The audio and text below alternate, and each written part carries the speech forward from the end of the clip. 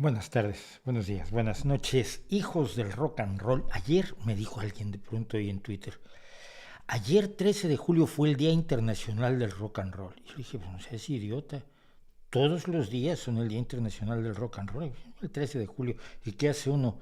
Los otros 364 días del año, 365 en los bisiestos. Gracias por acompañarme, las 71 personas que ya están, 71 veces gracias. Muchísimas gracias por estar aquí donde comentamos cosas, compartimos datos y tratamos de demoler algunos mitos que andan por allí pululando. Y esto es para quienes estén por primera vez, quizás con rostro de sorpresa al encontrarse aquí a don Charles Darwin. Yo soy Mauricio José Schwartz. Esto es El Rey va desnudo en su streaming semanal que le pusimos en vivo y con todo, con una mala suerte enorme porque nadie lo llama así.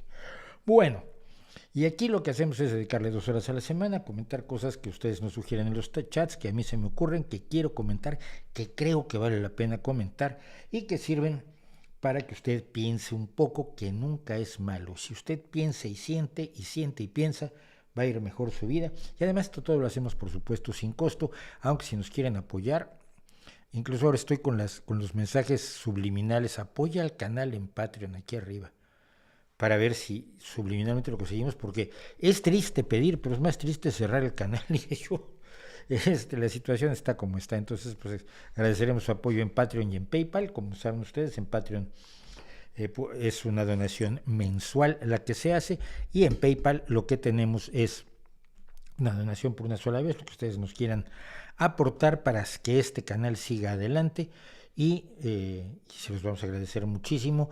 No podemos hacer más que agradecérselos, porque si empezamos a dar premios, entonces la gente te apoya porque quiere el premio, y la gente te apoya por conveniencia, y no te apoya la gente porque cree que lo que estás haciendo es útil. Y yo no hago ni apoyo gente por los premios. En este momento en Patreon solamente apoyo a The Warning, al grupo de rock que todo el mundo sabe que es mi grupo fetiche desde hace un tiempo, pero no los apoyo porque me den cosas. Es que eso es un poco absurdo. Bueno, en fin, como quiera que sea esto, aquí estamos. Y aquí estamos para conversar de un montón de cosas que tenemos pendientes. Se han creado, por cierto, se han creado problemas que yo me veo sorprendido. Cosas que quedaron del chat de la semana pasada que quisiera echarles una pasada rápida. Alguien me pregunta de una manera un poco extraña, a mi gusto, a mis ojos, a mi consideración un poco extraña. Dice, ¿qué opinas que le hayan dado la medalla Fields a una ucraniana por una brillante solución encontrada en 2018? ¿Justicia tardía o se aprovechan de su nacionalidad? Yo he hablado con matemáticos que conozco que son amigos y dicen que es importantísimo el trabajo de esta mujer y que se merecía la medalla Fields. Uno. Dos. No es un premio a un trabajo hecho en un año. Los premios Nobel pueden tardar 5 y 7 y 10 años en darse, porque muchas veces la importancia de un descubrimiento no la valoras hasta pasado un determinado tiempo, o estás premiando a otras personas que llegaron antes. Pero es muy triste por la perspicacia que se nos ha provocado por las malas intenciones. Todo es mala intención, acuérdense, vivimos en el mundo de las conspiraciones, todo es horrible, nadie dice la verdad, todo el mundo está alterando los hechos por su conveniencia. Ajá, no, esto seguramente tiene un motivo detrás. Si los matemáticos dan un premio de matemáticas, tiene motivación política. Y una vez que nos hemos convencido de eso, ya no podemos ver el mundo como algo normal, razonable y natural, sino que nos dedicamos a ver el mundo como una red interminable de complots y conspiraciones. Mal hecho. Sí las hay, y hay intereses políticos y hay intereses de todo tipo, pero es que estamos en un momento dado en que si le dan un premio a una escritora, empezamos a sospechar que se lo dieron porque es mujer, porque ahora que estamos con la onda del feminismo, pues le dieron el premio porque es mujer, pero no es bueno su trabajo. Y ese es el problema, que se asuma que no es bueno su trabajo. Voy a suponer, y no es tampoco del todo descabellado, que en algún caso un premio se le haya dado a alguien o porque es mujer, o porque es gay, o porque es trans, o porque es de determinada etnia, de determinado pueblo, de determinada nacionalidad, de determinado pensamiento, whatever, que por motivos extraños al tema original del premio se le dé el premio a una persona. O si lo puedes demostrar, hay que rechazarlo. Pero lo tienes que demostrar. Tienes que demostrar que en igualdad de condiciones había un montón de matemáticos que hicieron descubrimientos más o menos por la misma época y merecían igualmente o más que ella la medalla Fields, si lo puedes demostrar con tus propios desarrollos matemáticos, y entonces a ella se le dio porque es ucraniana. A mí se me hace un poco cuesta arriba. El otro día alguien me decía que fue creo que en las clasificaciones para el Mundial de Qatar, que es una vergüenza ese Mundial, y decía, pero es que ¿cómo dejaron que perdieran los ucranianos? Porque iban a jugar fútbol y los otros jugaron mejor y les metieron más goles. No, pero es que eran los ucranianos. Es que no tenían por qué dejarlos ganar porque fueran ucranianos. Como no se le tiene que dar un premio a nadie porque sea de alguna adscripción, identidad o pertenencia que no nos importe. Lo grave ha sido que en el pasado no se le daba a la gente ciertos premios porque eran mujeres, gays, negros, indígenas, rusos, ucranianos, mexicanos, no les daban el premio porque entraban esas consideraciones, y la lucha es precisamente porque esas consideraciones desaparezcan y le des el premio a quien se lo merece, única y exclusivamente a quien se lo merece.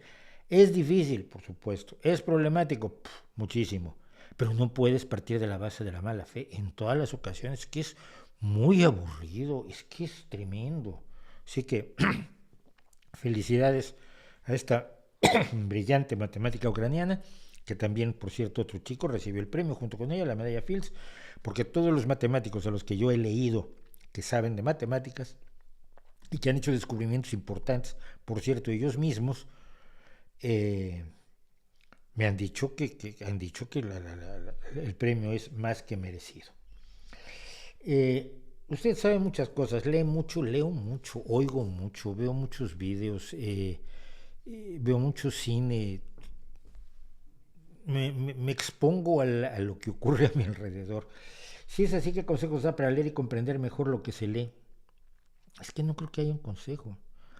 Yo creo que es cuestión de leer y de leer. Mientras más lees, mejor comprendes lo que lees.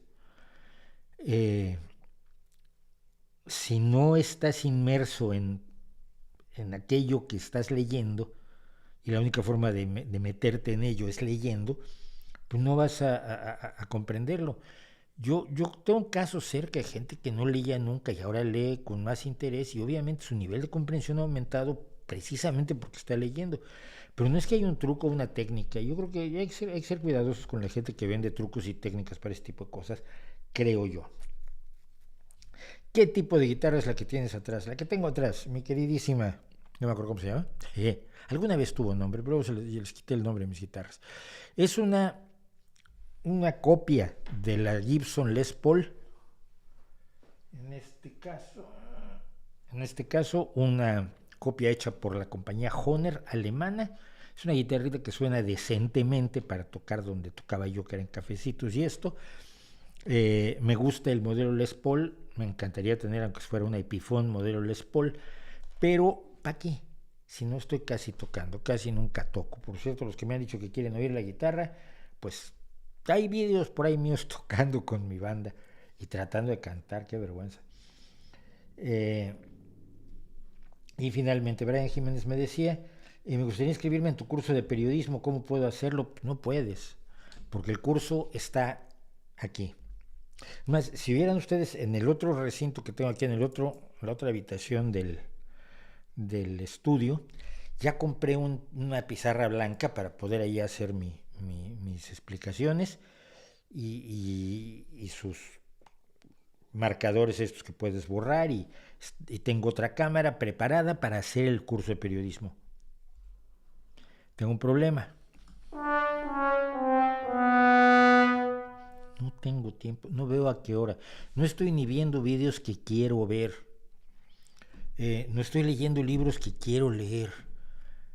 Estoy muy ahogado de trabajo. ¿Por qué? Porque cada vez le dedico más tiempo a esto, pero esto no me deja recursos como para dedicarle más tiempo. Entonces tengo que multiplicar el tiempo de trabajo real más el tiempo que le dedico a esto para poder hacer esto que a mí me parece importante, pero que probablemente estoy equivocado. Díganme ustedes si estoy equivocado o no respecto de de lo que estamos, de lo que hago aquí. A lo mejor lo que habría que hacer es cerrar el canal, ¿no? Igual no les interesa tanto. Veo que no hay chat, o si hay chat, o está bloqueado esto.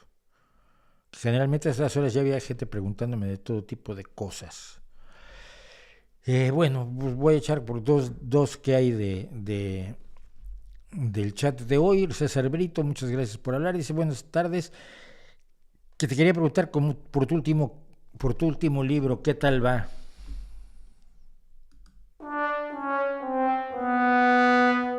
Ah, muy bien. Lo tengo todo aquí. Lo tengo todo el libro aquí. Dice, ¿ya tienes a la editora mordiéndote la yugular con los plazos? No, porque no tengo plazos. Lo que, para quienes no lo saben, los contratos que se hacen con las editoriales más o menos funcionan así. Una vez que yo hago el contrato contigo, una de las cláusulas del contrato suele ser que tienes primera opción sobre mi siguiente obra. Pues no dice cuándo te la tengo que entregar, no a menos que hagamos otro contrato. Entonces, en este momento, la editorial que sacó La Izquierda Feng Shui es la editorial que tiene la primera opción sobre el libro que estoy escribiendo. Si ese libro le gusta y lo compra, pues entonces hacemos otro contrato. Si no le gusta, entonces ya soy libre de llevárselo a otra editorial. Pero como no saben que lo estoy escribiendo, entonces pues no me están molestando. Pues si lo supieran, quizás sí estarían, oye, cuando entregas, oye, dijiste que ibas a entregar. Pero generalmente cuando te presionan para la entrega es cuando ya te dieron un anticipo. Ahora solo le dan anticipo sin tener el manuscrito a escritores muy famosos, muy reconocidos y que saben que van a vender. A nosotros que somos digamos, de la media tabla para abajo, lo que hacen es el día que entregas el manuscrito, cuando te lo aprueban, en el contrato te dan el anticipo, que no es ninguna locura, un par de miles de euros, que resulta que pagan 3 años de trabajo que hiciste, que te tomó el libro. Entonces tampoco es la locura. Pero bueno, nada, yo veo que el chat está muerto. De veras, oigan, alguien haga algo en el chat nomás para ver si está funcionando o lo bloqueó, lo bloqueó, lo bloqueó alguien, lo bloqueó YouTube mismo. A ver, ¿no? No, sí. El mío sí aparece. Sí, sí aparece. Restream Reply, que soy yo, pues escribiendo desde Restream, porque no estoy escribiendo desde YouTube. Un día les cuento cómo la forma en que se hace este streaming es de locos. Pasa por 2 servidores diferentes de streaming para poderlo hacer. Pero en fin. Bueno, ya que no tenemos nada más de esto, vamos a hacer unas cosas que yo tenía muchas ganas de hacer. Primero que nada, la quiropráctica ataca de nuevo. La quiropráctica es una práctica peligrosa, dañina, que no sirve para nada, la quiropráctica, pero que es muy peligrosa y acaba dejando gente paralítica y gente muerta a su paso. La fisioterapia no es quiropráctica. La quiropráctica no tiene por objeto mejorar las articulaciones ni los músculos, eso lo hace la fisioterapia. La quiropráctica es una práctica inventada en el siglo XIX, según la cual todas las enfermedades, ojo, todas las enfermedades son producto de subluxaciones de la espina dorsal. Y lo que hacía originalmente la quiropráctica, que se inventó un señor llamado Palmer y que tenía una tienda de aperos de labranza, ese era su trabajo. Es reorientarte las vértebras para desbloquear las subluxaciones y que el flujo de la energía vital que sale por las vértebras pues alcance a tu cuerpo y te sane. Esa es la teoría de la quiropráctica. No es un masajito porque te dolió y te lastimaste y te luxaste un dedito. No. La teoría de la quiropráctica es otra cosa totalmente distinta que se inventó, como digo, este tipo llamado David Palmer y que se utiliza actualmente para mejorar la salud, eso te dicen. En el caso de los niños, para quitarles el dolor de oídos, nunca te explican cómo, nunca te explican cuál es el mecanismo mediante el cual tirar y retorcerle la cabeza a un bebé. A un bebé puede quitarle el dolor de oídos o mejorarle la digestión. Te venden todo tipo de cosas los quiroprácticos, pero al final lo que suele ocurrir es esto. Esta chica una graduada universitaria de Georgia, fue a visitar al quiropráctico para que le hiciera un ajuste del cuello. Los ajustes de cuello no sirven para nada, no ajustan en realidad absolutamente nada, no mejoran la salud, no hay ninguna prueba de que tengan ninguna utilidad, como no sea el traslado del dinero del señor al que le truenan en la cabeza al bolsillo del quiropráctico. A esta mujer le hicieron un ajuste quiropráctico, que es que consta en afloja la cabeza, te tiro y te doy una vuelta rápida, y le diseccionaron 4 arterias al cerebro. Está en coma, está paralítica de entrada, pero además está en coma y están esperando a ver qué pasa. Esto es una nota del 13 de julio en la revista People. La familia finalmente ahora, dadas las condiciones del sistema de salud estadounidense, del que hemos hablado en varias ocasiones aquí, han abierto un Patreon para pagar lo que está costando, lo que esta chica está padeciendo, para ver si la pueden por lo menos salvar, aunque quede cuadraplégica, porque les está costando la vida, les está costando una cantidad de dinero enorme que por supuesto el quiropráctico no va a pagar, porque él dijo que ella ya había llegado con problemas en las arterias. Oye, pedazo de imbécil, si ya tenía problemas en las arterias, ¿para qué les retuerces y le tiras la cabeza? Les afloje la cabeza y te truenan el cuello, y como te truenan los huesos crees que pasó algo, y no pasó absolutamente nada. Las vértebras nunca se desalinean. Cuando una vértebra realmente se desalinea, tienes un problema gravísimo y tienes una parálisis. No hay microluxaciones o subluxaciones, como les llamaba Palmer, eso no existe, no está demostrado médicamente que exista. Tenemos esto, por favor, si tienes un problema médico, ve con un fisioterapeuta. Si tu fisioterapeuta utiliza cosas charlatanescas como ¿cómo le llaman?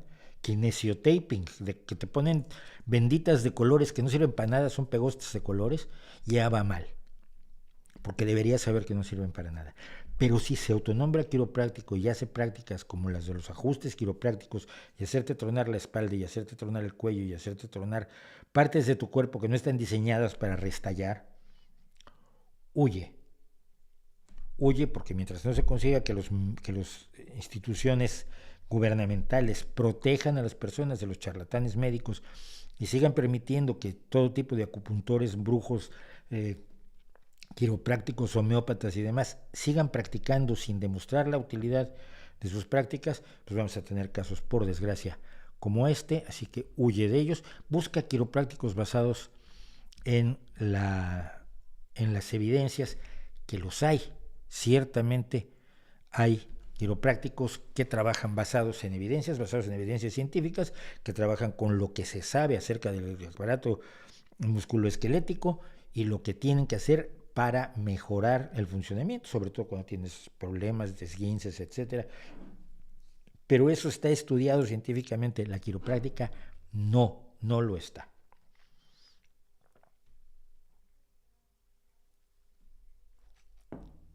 Y bueno, esto me lleva a otra cosa que se comentó en estos días. A raíz de que he estado hablando bastante sobre Dios, o algún Dios, o los dioses, primero que nada, los creyentes que escriben por aquí en los comentarios dicen: si te preocupas tanto de Dios, ¿será que crees que existe? No, en realidad no me preocupa Dios, porque no existe.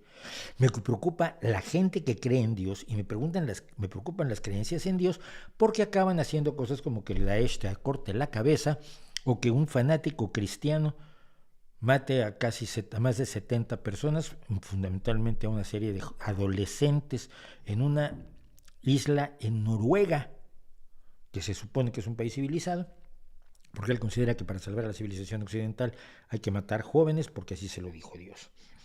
Si a mí me preocupan los dioses inexistentes por lo que hacen que la gente haga, por lo que la creencia en los dioses evoca como acciones de la gente, o en la impunidad incluso que les da.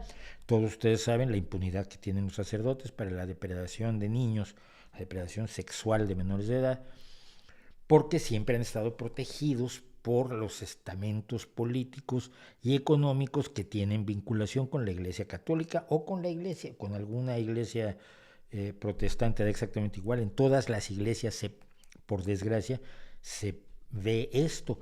Y por eso en las cuestiones de carácter civil se han puesto en los últimos años cada vez más vigilancia sobre quién trabaja con jóvenes para garantizar que quiera trabajar con jóvenes porque le gusta ver a los jóvenes florecer y no porque sea un depredador sexual. Hay cada vez mejores mecanismos de tamiz para garantizar que la gente que trabaja con personas jóvenes lo haga por verdadera vocación y que no sean el pasto de los depredadores, excepto en las iglesias. Eso me preocupa. Pero no, viene la idea, no, tú como te preocupas por Dios es que crees en Dios. Mira, no. Y además otra vez volvemos al tema de ¿cuál Dios?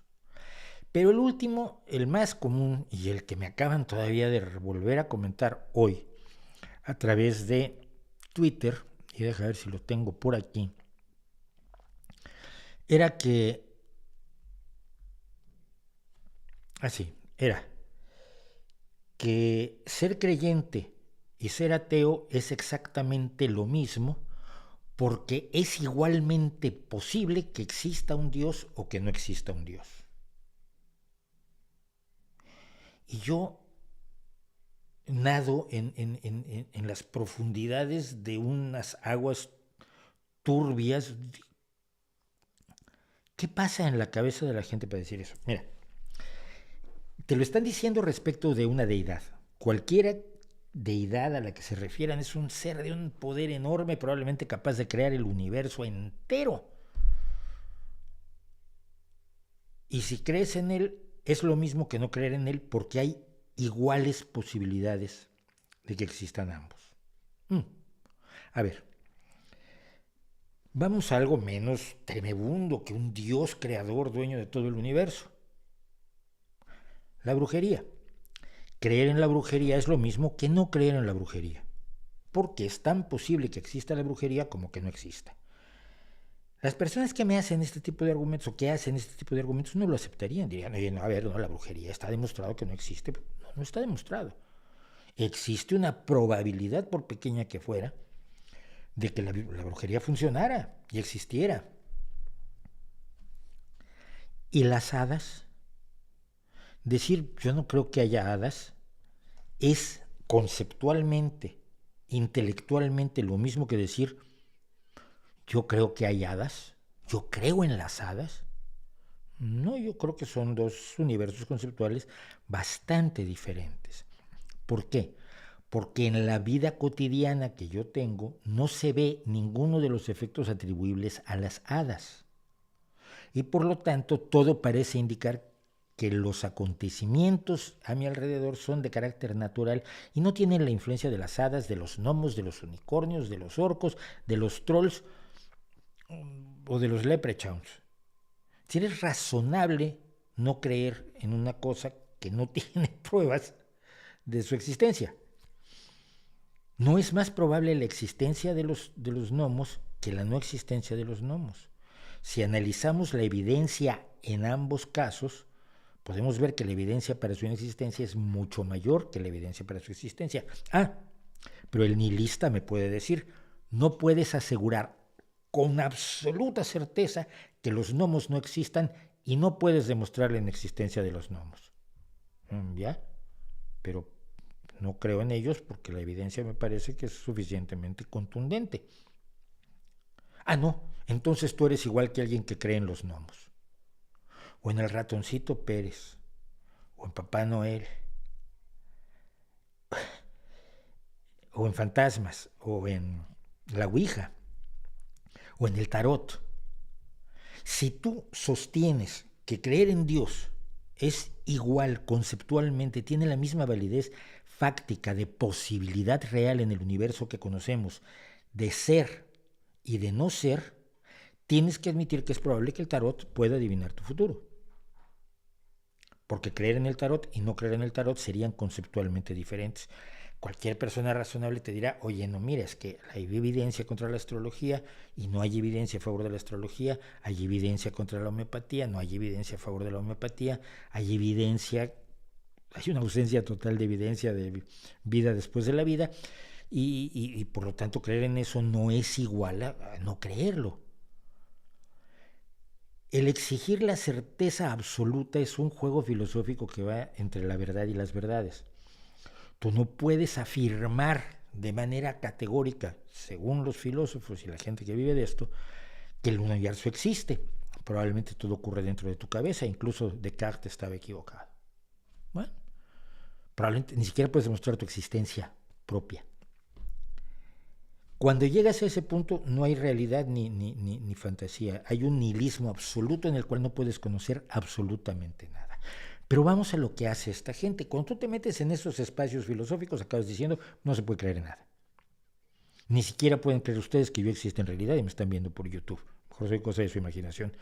En cuyo caso, qué imaginación más torcida tienen. Pero bueno, vayamos a la forma en que se comporta la gente que utiliza este postureo de carácter filosófico. No, creer en Dios es igual a no creer en Dios. Descreer en la ciencia es conceptualmente igual a creer en la ciencia. Maravilloso. Y cuando te duele la cabeza, ¿qué haces? Me tomo un ibuprofeno. ¿Por qué? Bueno, porque hay estudios. ¿Y tú por qué crees en esos estudios? Si conceptualmente es igual creer que un ibuprofeno te quita el dolor que creer que no lo hace. Si es igualmente, es conceptualmente igual creer que la insulina no te evita morir de coma diabético o creerlo. Creerlo y no creerlo sería exactamente igual. Por eso sí es cierto que hay muchas evidencias a favor de que la insulina funciona, pero ¿y si no funciona? ¿Y si todo está en la cabeza de la gente? ¿Y si todo es las influencias paramagnético-mágicas de los creyentes que alteran el metabolismo de los diabéticos para que crean que la insulina o para que la insulina, cuando les aplican algo que creen que es insulina, ya resuelven su problema de metabolismo del azúcar? Son agujeros filosóficos donde la gente se mete a buscar soluciones, francamente, de debate de café. Puedes ganar el debate de café, pero cuando te levantas lo pagas. Porque sabes que el mundo, en realidad el mundo a tu alrededor funciona de cierta manera. Tiene una coherencia. El mundo a tu alrededor es consistente. Los conocimientos científicos tienen esa maravillosa ventaja, que tú puedes tomar los conocimientos de la biología y no se contradicen con los de la física, ni se contradicen con las matemáticas, ni se contradicen con la química, ni se contradicen con nada, sino que todos van formando un entramado de realidad sólida y coherente, en el que es razonable creer. Porque si estás dispuesto a no creer en él, te tienes que encerrar en tu habitación y meterte en el rincón hasta que te mueras. Pero, independientemente de que la realidad nos demuestra su coherencia, no hay una sola evidencia que haga creer en Dios. Evidencia. Y por lo tanto, la posición atea es mucho más razonable, mucho más lógica, mucho más racional, mucho más inteligente y mucho más científica que la del que dice, bueno, yo estoy abierto a la posibilidad de que Dios exista, igual. No puedo posicionarme hacia algún lado. A lo mejor no existe, lo más probable es que no exista. No. Tengo que situarme en el medio de la igualdad exacta de posibilidades. Mira, yo como lo dije alguna vez, porque me lo preguntan mucho además, ¿te podrían hacer creer en un Dios? Pues en algunos no, ¿verdad? Porque no están allí. Zeus vive en el Olimpo, subo al Monte Olimpo. O veo en Google Earth, Monte Olimpo, no está Zeus, pues no existe. Porque no cumple el elemento clave de la definición de Zeus, vivir en el Monte Olimpo. Hay dioses que son totalmente absurdos y hay dioses que quizás podrían existir si no fueran dioses, que es lo que yo explicaba precisamente la semana pasada aquí mismo, respecto al dios de Spinoza. Pero existe una mínima posibilidad de que tal vez existiera el dios de los deístas. Pues sí, pero si es un dios que no interactúa con la realidad, me da igual. Pero que el dios de la Biblia, o el dios del Corán, o el dios de la Torah, o el dios del Popol Vuh, o el dios de los Rig Vedas, exista, no es posible. Y tenemos que admitirlo. No en favor de tratar de ser equilibrados, vamos a cerrar los ojos a la evidencia que nos da la realidad respecto de las propuestas que personas menos informadas que nosotros hicieron respecto de cómo funcionaba el universo. Si alguien sigue dispuesto a pensar que creer en Dios y no creer en Dios es igual, le exijo que crea en gnomos, en hadas, en troles, en orcos, en todos los seres de la fantasía, de todas las mitologías, de todo el planeta, porque no puede rechazar la posibilidad de ninguno de ellos. Y te digo una cosa, nadie puede vivir así. Así que esto no es más que postureo. ¿Ok? Y ahora, ¿cuándo estamos bien? Estamos bien para contarles una cosa que tiene que ver de alguna manera con eso, con creer barbaridades. ¿Quién me decía? Por cierto, Margareto Elieni, Dios mío. Pónganse Pepe, total, si son anónimos, no son igual de aburridos. ¿Qué opina de prohibir el periodismo rojo por publicar cadáveres y desgracias? Va de nuevo, para. ¿Qué opina de prohibir el periodismo rojo por publicar cadáveres y desgracias con burlas? Mira, me causa problemas la idea de prohibir el periodismo, lo que llaman el periodismo rojo. Pero es que no están llegándome el chat, estoy abriendo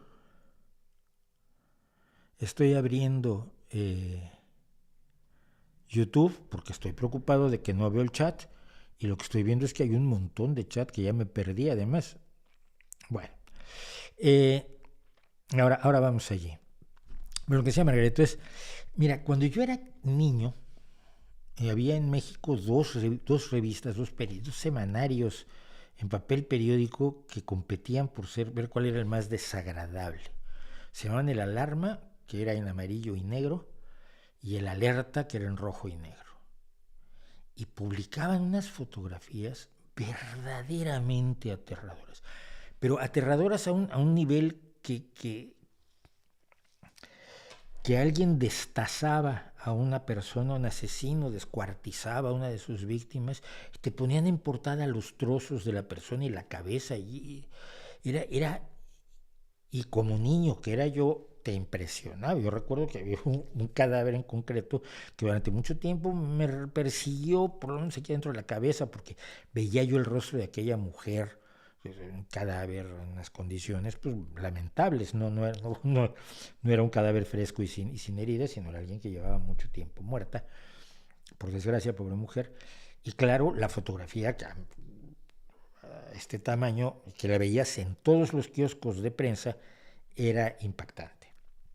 De allí a vamos a probar a prohibirlos todos, no creo que sea necesario. Yo creo que es necesario, que todos se analicen, se moderen y digan, estas cosas no deben ser vistas por niños, por ejemplo, estas otras cosas sí pueden ser vistas por niños y por lo tanto crear un sistema de clasificación. Me parecería más lógico hacerlo con la violencia que hacerlo con el sexo, por ejemplo, ¿no? Sobre todo que los niños suelen saber más ahora de más sexo del que creen los adultos, sobre todo algunos adultos que son los que más se preocupan del asunto. Los adultos que sabemos lo que piensan los niños y lo que saben los niños, pues no nos preocupamos tanto.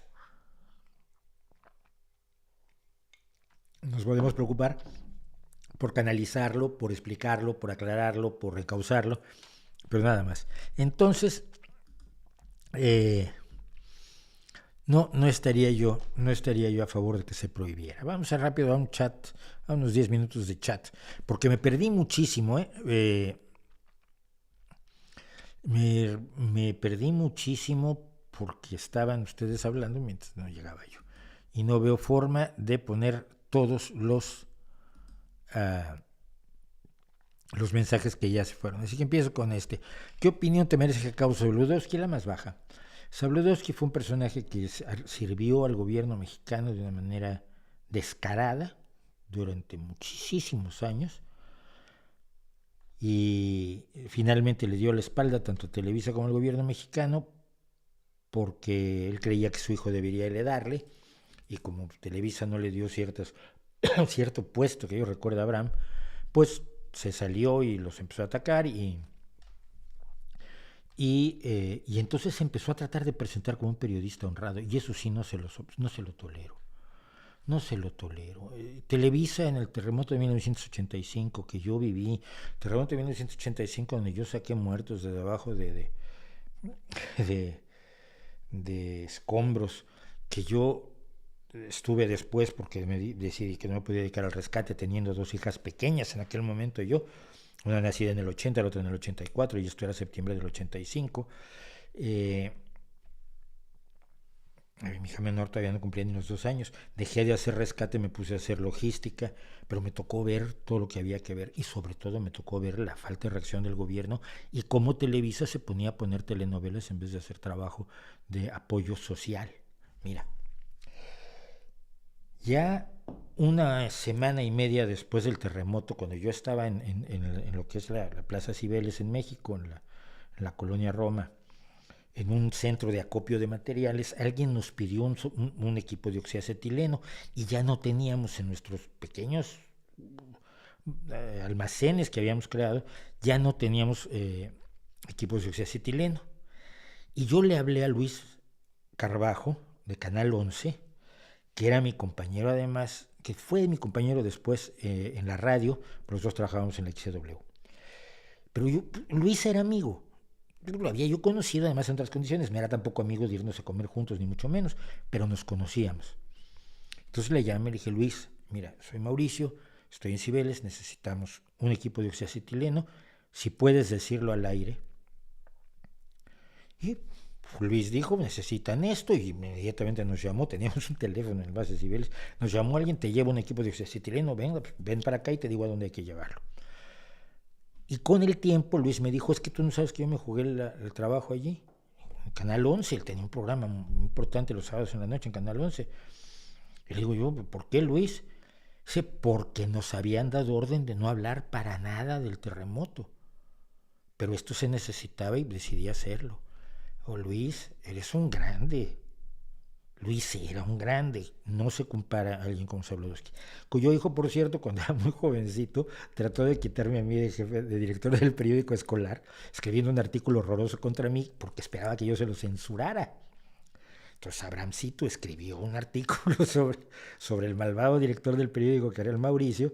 Abraham tenía un año menos que yo. Y yo lo que pasa es que se lo publiqué tal cual, incluso con las faltas de ortografía que tenía, y luego abajo le respondí. Pues estaba enojadísimo conmigo, su hermano tuvo que venir, Jorge Sabludowski tuvo que venirme a decir, oye Mauricio, perdona Abraham, es que así es. Le dije, nada, no te preocupes, yo simplemente soy fiel a mis convicciones, ya lo eran los 17, 18 años.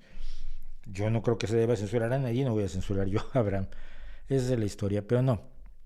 Bueno, ¿qué puedes decir respecto a los audios que salieron donde supuestamente se habla de un plan contra Podemos mediante fake news y otras cosas que involucran a policías, medios y políticos? No, a ver, no entendiste nada. Un periodista de estofa muy baja, que es Eduardo Inda, sacó una noticia de que Pablo Iglesias tenía una cuenta en las Islas Caimán, en algún lado, a donde en el momento en que abrió Podemos, Maduro le depositó 200,000 euros. Eduardo Inda, le llevó la nota a Ferreras, que fue uno de los grandes creadores de Podemos, el hombre que siempre decía, el terremoto Podemos, y que se apoyó en Podemos para ganar muchísimo dinero y para hacerse muchísima publicidad, sobre todo cuando en la Sexta tenía una gran fuerza accionaria Jaime Roures, uno de los creadores de Podemos, un millonario anarquista, un millonario trotskista. Con trotskistas acabamos dando siempre. Bueno, y muy amigo de Pablo Iglesias y bla, bla, bla. Bueno, entonces Ferreras le dice, esto es muy burdo, pero lo vamos a sacar. Y después le llama a Pablo Iglesias y le dice, oye, vamos a sacar esto, que es muy burdo, pero lo voy a publicar de todos modos. Y ahora resulta que Ferreras traicionó a Podemos porque publicó eso que Podemos sabía que iba a publicar, y Podemos lo sabía desde 2016. Y de hecho pudo responder a la publicación en 2016. Lo que hacen los videos es demostrar que había una cierta connivencia entre Eduardo Inda, el director, un alto cargo de La Sexta, y el comisario Villarejo, un policía que ha estado envuelto en un montón de problemas en España, porque este no era de él en concreto, esto era entre Inda y Ferreras. Y ya, a Ferreras le pasaron una noticia que le convenía dar y la dio. Él dice que no sabía que era falsa, pero confiesa que era muy burda, pero no podía demostrar que era falsa. Entonces era muy burda, vale. Y ahora Pablo Iglesias, esto finalmente ha encontrado el filón para decir, en 2016 no sobrepasamos en votos al Partido Socialista Obrero Español, que fue el sueño de toda la vida de Pablo Iglesias, pobrecillo, vaya frustración que vive, por culpa de esto. Fue Ferreras, con un canal que veía 1 millón de personas, que somos bastantes millones más de votantes en España. Por culpa de esto no dimos el sorpaso, si no estaríamos gobernando y habríamos cambiado España y habríamos hecho la revolución y todo el mundo estaría comiendo chocolate. Nah, tampoco es así. Éticamente ni Antón García Ferreras, ni Pablo Iglesias, ni Pablo Manuel Iglesias tienen ninguna autoridad moral para hablar de ética. Así jugaron todo el tiempo y jugaron con las noticias y han jugado con las noticias y han jugado con lo que les conviene. A uno lo que le convenía para su negocio, a otro lo que le convenía para su partido. Cuando coincidieron y se ayudaron mutuamente, inventaron Podemos a partir de la nada, que es un partido sin militantes. Esto hay que tenerlo muy presente. Nadie milita en Podemos. Es un partido que tiene inscritos, como el que se inscribe en el padrón municipal o en un club de regata, pero no es militante del partido, no toma parte en las decisiones del partido como pasa en los partidos normales. Hay inscritos que votan por teléfono y si tú tienes 25 inscripciones en tus teléfonos, pues tú votas 25 veces, punto. Y así es como se ha hablado muchas veces de que han hecho las votaciones en Podemos. Entonces, esto es una pelea entre amigos que están tratando de quedar bien los dos, cuando ninguno de los dos, creo, tiene ninguna autoridad moral de absolutamente nada. ¿Qué opina la gente que dice que no toda la gente religiosa es así cuando sale una noticia de una persona o asociación religiosa es una idiotez? Pues no, claro, la mayoría de la gente religiosa no es así, pero los valida y los apoya y no los critica y es su cómplice en la mayoría de los casos. Y en los casos en que no es cómplice me parece muy bien. Siguen estando equivocados, pero al menos no son malas personas. Tampoco, cuando tú hablas del daño que hace la religión, no quiere decir que todos los religiosos hagan daño. La mayoría de los religiosos son víctimas. Víctimas del esquema de creencias que se les ha impuesto a lo largo de toda la historia. Y que se les impone desde niños. Porque te enseñan a creer en estas barbaridades tus propios padres y los sacerdotes o los pastores o los imames o los rabinos o lo que sea. Pero la mayoría de los religiosos son víctimas, son los que ponen los muertos, son los que ponen el dinero, son los que ponen el poder político y económico que ejercen las religiones después en contra de su propia gente. O sea que no creo que por allí tengamos que preocuparnos. Bueno, ¿qué tal la inflación en España? Pues como en todo el mundo, ¿no? Aquí se está jugando mucho a que en cada país la oposición culpa a su gobierno de lo que está pasando en la inflación. La inflación es un fenómeno mundial. Es un fenómeno mundial que tiene dos causas fundamentales. Primero, la perturbación de las cadenas de suministro a raíz de la pandemia, que han creado escaseces y problemas de puertos que en un momento dado estaban llenos de contenedores que no se podían mover, de mercancías que no han llegado a su destino y por lo tanto ya no fueron compradas, etc. Y la guerra de Ucrania. La guerra de Ucrania lo altera absolutamente todo desde el momento en que altera los precios de los alimentos. Cuando tú tocas los alimentos, todo lo demás va en cascada. Si tú tocas los precios de la vivienda, el eco del incremento de precios no es tan grande como cuando tienes problemas de alimentos. Y Ucrania es uno de los graneros del mundo. Y lo ha sido desde siempre. Ucrania era el granero de la Unión Soviética y por eso Stalin se llevó el grano de Ucrania y los dejó morir de hambre en el Holodomor. Entonces, me preocupa mucho que todas las oposiciones finjan que es su gobierno el culpable y que son las políticas de su gobierno las que han provocado la inflación. Es decir, la inflación en Polonia es culpa de la ultraderecha de Orbán, pero la inflación en España es culpa de los socialistas de Pedro Sánchez, pero la inflación en Estados Unidos es culpa del demócrata Biden, pero la inflación en, en, en Italia es culpa de Draghi. No, no es así. Pero es muy fácil verlo así y lo peor del asunto es que le cuentas a la gente historias que le impiden conocer realmente la realidad que está ocurriendo.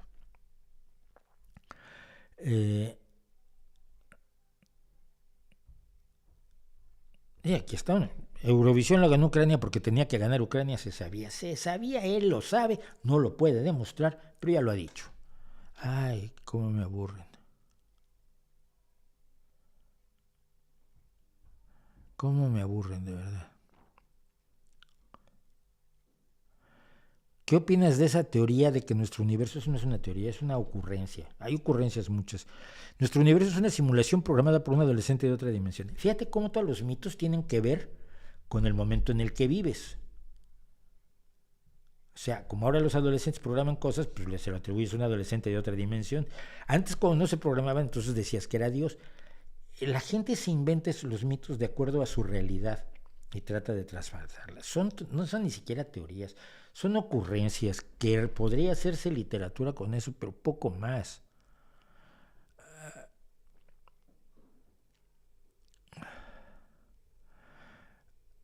¿Has considerado para acabar con los temas que tienes preparados para el stream y luego dar el resto del tiempo al chat? Mira, no es mala idea, pero acabamos con que nunca lo hace. Antonella, gracias porque te encanta la remera.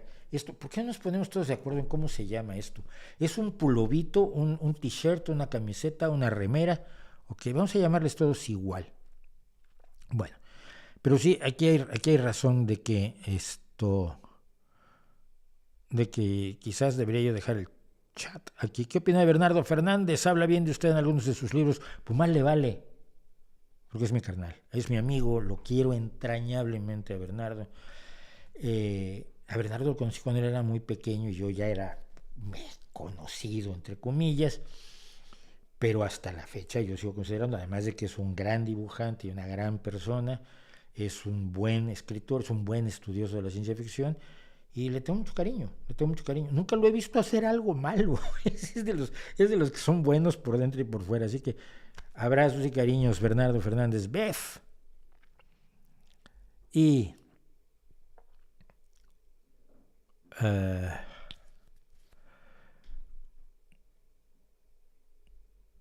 vamos a ver cosas que queríamos hacer. Esta se las quiero contar porque es personal, es totalmente personal, pero va así más o menos. Nuevo descubrimiento en Atapuerca. Como ustedes ya deberían saber, y si no lo saben, están poco enterados, en Atapuerca se descubrió este pequeño fósil el pasado 30 de junio, que es la cara del más antiguo europeo que se ha descubierto hasta la fecha. Es decir, teníamos registros en Atapuerca mismo de europeos de hace 1.200.000 años, de homínidos europeos. Pero ahora tenemos 1.400.000 años, es decir, que los homínidos existen en Europa antes de lo que sabíamos, porque sabíamos lo que nos decían los fósiles que teníamos hasta ese momento. Así se seguirá reconstruyendo la historia de nuestra especie y de todas las especies a nuestro alrededor maravillosamente. Fue un descubrimiento hecho por un estudiante de doctorado. Puedo leer algo de lo que dijo El País al respecto. ¿Qué dice? El equipo de excavación de los yacimientos de Atapuerca ha hallado el fósil de la cara de un homínido que vivió hace entre 1,2 y 1,4 millones de años y es el más antiguo de Europa. El hallazgo es una sorpresa, pues no había hasta ahora evidencias tan rotundas de presencia humana en este continente en aquella época. El análisis científico de estos restos tiene una importancia excepcional para comprender los primeros pasos de la evolución del género humano fuera de África y la aparición de especies genuinamente europeas. Aquí hay un lío que, bueno, el otro día escribí precisamente un artículo al respecto. La idea es esta: salieron humanos de África en un momento dado y ocuparon el Medio Oriente, Europa y África, y Asia, y fueron los denisovanos, los preneandertales, los neandertales y otros. Después salieron los antecesores directos de nuestra especie, los Homo sapiens, que se encontraron a todos estos que ya vivían en Europa y que acabaron sustituyéndolos. No sabemos cómo, sustituyéndolos y mezclándose con ellos, y afortunadamente se pudieron, el hecho de que se pudieran mezclar quiere decir que eran humanos también, sí eran la misma especie. Simplemente habían evolucionado de maneras distintas los neandertales y el Homo antecesor, que también se descubrió en Atapuerca, los denisovanos y otros. ¿Okay? Son dos salidas de África en dos momentos distintos. Este hombre de hace 1,4 millones es de la primera salida de África. Pero, bueno, de momento, lo único que sabemos es que uno de los grandes expertos en fósiles, que es José María Bermúdez de Castro, analizó el fósil, lo vio y dijo: esto es humano, claramente es un homínido, claramente es humano, y si es de hace 1.400.000 años, pues tenemos que volver a repasar la historia que tenemos. Esto es maravilloso, todo lo que ustedes quieran. Pero es que yo estuve allí 2 días después y no me dijeron nada. Miren, yo hablé un tiempo antes con María Martín, nunca la conozco porque es divulgadora científica, nunca la había visto en persona. Le dije: oye, quiero llevar a mi hijo a Atapuerca y quiero que cuando sea campaña de excavaciones, porque es mucho más interesante. Y entonces dijo que sí, como no, y me ayudó a organizar una visita y nos invitó a la zona de las excavaciones. No a la parte de por arriba, donde cuando hay campaña van los turistas. Hace 2-3 años estuve allí, precisamente cuando había campaña de excavaciones, pues íbamos por el balcón, o lo que yo llamo el balcón. Bueno, tuve la oportunidad de conocer a un personaje tan extraordinario como don Eudald Carbonell, uno de los 3 codirectores de la Fundación Atapuerca. Esta es de las fotos que más orgulloso me hacen sentir, pese a la horrorosa redecilla para el pelo que traigo, porque te hacen ponértela junto con el casco, por si las dudas, para que no contamines la redecilla y para que no te rompas la cabeza si das con ella en algo duro. Y estuve conversando con Eudald Carbonell y llegó un momento en que le dije: ¿pero cuándo fue la primera publicación en Nature?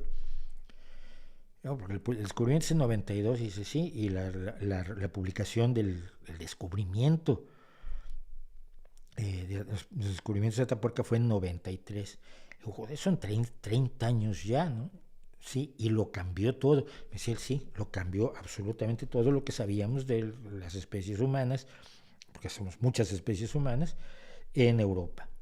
Y en ese momento él ya sabía que iban en unos días más a cambiarlo todo nuevamente, porque esto fue el 3 de julio, el domingo 3 de julio. El 30 habían hecho el descubrimiento y el día 1 de julio, el 2 de julio, Bermúdez de Castro había determinado que efectivamente este fósil era humano. Y fue aquí, esto es la cima del elefante, esto es una foto que yo tomé de la cima del elefante, y en la parte de abajo, si ustedes siguen la escalerita, es donde se encontró este fósil. Y yo, claro, no podían decirte nada, pero piensa en la cabeza de ellos, de María Martinón, de Eudald Carbonell, de José María Bermúdez de Castro, que andaba también por allí. Arzuaga no, porque Arzuaga estaba en otra excavación. En su cabeza ya sabían que habían encontrado algo que lo iba a cambiar todo nuevamente. Y excavando aquí en la cima del elefante, donde durante creo que como 17 años solo han encontrado tortugas y trocitos de elefantes y cosas así. Es decir, que no habían encontrado muchos restos humanos, habían encontrado restos líticos que indicaban la presencia de humanos, pero no habían encontrado fósiles humanos. Por cierto, María, que fue maravillosa, que nos acercó a un descubrimiento, precisamente una excavación que estaban haciendo del metatarso de un mamut, no recuerdo, no, de un rinoceronte, perdón. Que quería que mi hijo viera cómo se hacía la excavación. Yo me impresioné tanto que ni la foto tomé. Recomiendo muchísimo el libro que acaba de sacar María, que es Homo Imperfectus: ¿por qué seguimos enfermando a pesar de la evolución? Es una de las preguntas que los tontos hacen, pero solo los muy listos pueden responder. Si hemos tenido tantos millones de años de evolución, ¿cómo es que todavía nos enfermamos? ¿Cómo es que todavía tenemos defectos? ¿Cómo es que todavía tenemos diabetes? ¿Cómo es que todavía tenemos cáncer?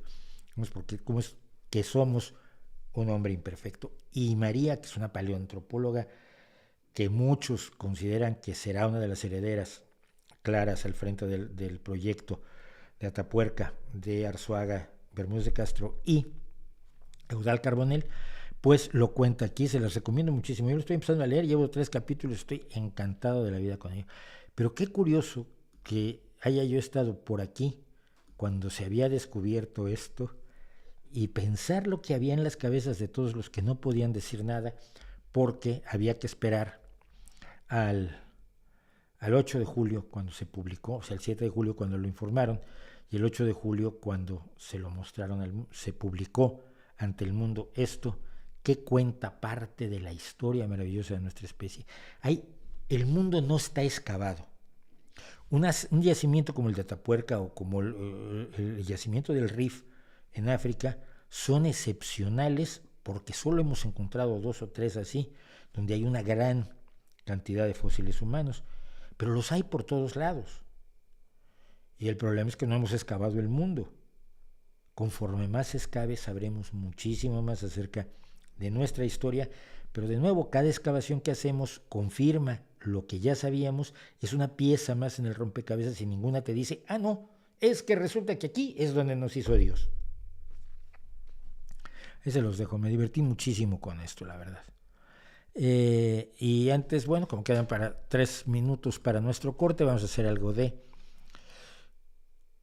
Todos sabemos que los duendes se extinguieron. Mauricio, ¿ya has reaccionado a las fotos del telescopio James Webb? No. Pero lo puedo hacer. A ver. Es que no tengo nada que decir. Ya sabíamos que íbamos a ver cosas maravillosas y estamos empezando a saber. Si el Hubble era fantástico, si el Hubble era... El universo siempre ha estado allí, pero no lo podíamos ver. Lo empezamos a ver cuando Galileo levantó su telescopio y vio con las limitaciones del momento lo que vio. Por eso vio... Neptuno era un triple planeta o un planeta con orejas, porque la resolución de su pobre telescopio pues no daba para descubrir que eran unos anillos lo que había alrededor de Saturno, y conforme se inclinaban o no los anillos, se veían más orejudos o menos orejudos. A partir de ahí hemos ido descubriendo el universo, en gran medida gracias a los telescopios. La variabilidad de las cefeidas permite el descubrimiento de que el universo no era la Vía Láctea, sino que era muchísimo más grande. El día que se dio a conocer este descubrimiento, de Hubble precisamente, a partir del trabajo de Henrietta Leavitt con las cefeidas, se conoce como el día en que descubrimos el universo, descubrimos que había un universo más allá de la Vía Láctea. Era de esperarse lo que iba a ver el Hubble. Está viendo mucho más allá porque tiene mucha mayor resolución, porque ve con mucha mayor claridad que lo que hizo el Hubble. Nos va a asombrar en su belleza, porque el universo es estético.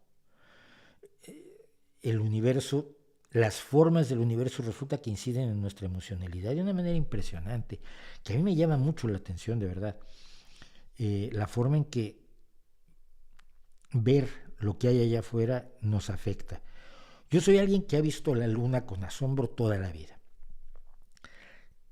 pero es que la pienso en estos términos. Es una piedra que está flotando allá afuera, que me refleja la luz del sol. Es un trozo de piedra que no se me cae en la cabeza, es una roca gigantesca que se está alejando poco a poco además. Y me da luz en la noche y permite pensar y permite hacer poesía y permite pintarla como la pintó Van Gogh. Nos afectan profundamente esos hechos astronómicos. El más simple, obviamente, ver el sol, la luna y las estrellas que puede uno ver de noche cuando no hay luna y cuando no hay contaminación lumínica en nuestras ciudades. Va a ser un impacto estético tan grande como el del Hubble, donde además se mete el que quiere decir, estos son los pilares de la creación, este es el ojo de Dios. Cálmense, pueden usar otro tipo de metáforas. A los hombres de la antigüedad, a los fósiles antiguos ya no les llamamos nombres raros, sino nos podemos llamar Lucy o Miguelón, ¿no? Que son Lucy, el Australopithecus que descubrió Johanson, y Miguelón, el que descubrieron Arzuaga, Bermúdez de Castro y Eudald Carbonell en Atapuerca hace 30 años. Podríamos llamarle de otro modo porque lo que vamos a ver no lo hemos visto nunca. El tema de los exoplanetas es muy importante, pero a mí me entusiasma mucho más la idea de ver cerca del momento de nacimiento del universo. No podemos explicar por qué nació, pero pues sabemos claramente que nació. Estamos viendo a 13,000 millones de años de distancia. Es decir, la luz de las galaxias más lejanas que ha tomado la primera foto del Hubble que nos mostraron, las galaxias que están más lejos están a 13,000 millones de años luz. ¿Qué quiere decir esto? Que esa luz salió de esas galaxias hace 13,000 millones de años. Probablemente ni existan ya esas galaxias hoy, en tiempo de la Tierra. Esa luz la estamos viendo hace 13,000 millones de años. Estos telescopios son verdaderas máquinas del tiempo. Y si logra ver a 13,800 millones de años luz, va a ver lo que aconteció en los momentos del nacimiento de nuestro universo. Si eso no te impresiona y prefieres creer en un Dios, que se le ocurrió un día que no tenía mejor que hacer, llevaba toda la eternidad contándose los dedos y tenía los dedos que tengan los dioses, y dijo, voy a crear el mundo, porque se le ocurrió, pues estaba de humor. Si eso te impresiona más o te conmueve más que la existencia de un universo que podemos conocer en sus propios inicios, no tengo nada que decir. A mí me emociona enormemente. Vamos a tomarnos los minutos que siempre nos tomamos. Yo tengo que rellenar mi material bebestible aquí, que siempre es, ya se todo el mundo que es Coca-Cola. Pero alguien me dijo, oye, ¿tomas coñac? ¿Te imaginas? ¿Sabes qué hago? Doy un trago y... No, yo no bebo. Es una de las buenas cosas que tengo en la vida. Es que no bebo, no fumo, no consumo drogas. Prefiero el rock and roll. Regresamos.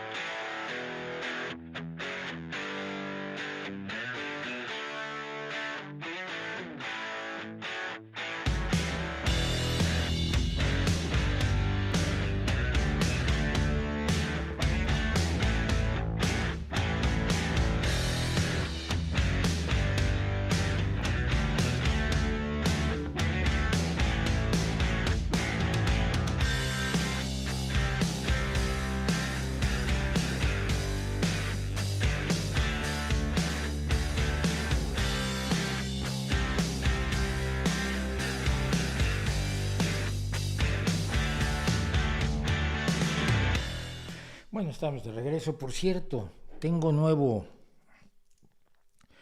cosa para mí, para la estantería vulgarcísima y corrientísima que tengo aquí. Señoras y señores, mi cráneo de Velociraptor. Y es más o menos a tamaño natural. Ya sé que Spielberg los hizo como avestruces, porque si no, no eran aterradores, ¿no?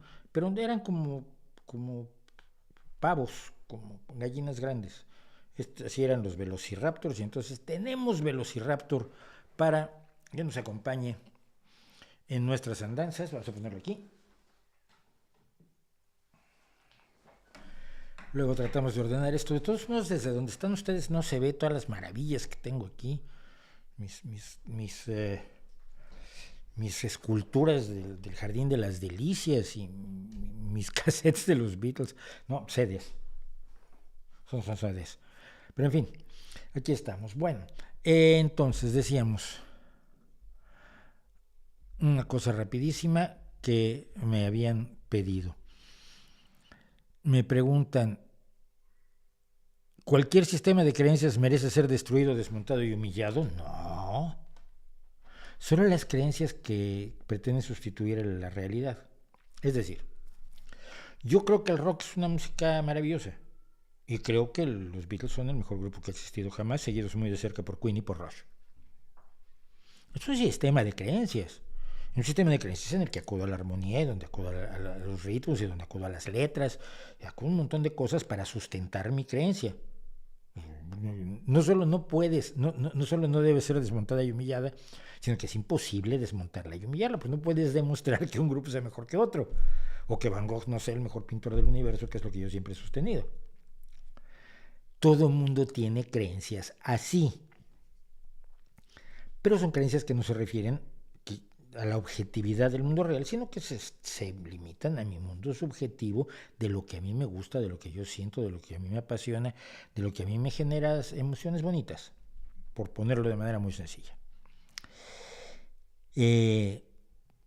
Las creencias que pretenden sustituir al conocimiento, que pretenden bloquear el conocimiento, que pretenden limitar el conocimiento, pues sí, todas merecen ser destruidas, humilladas, masacradas, destrozadas, con la fuerza de la razón, con la fuerza de los hechos, con la fuerza del conocimiento.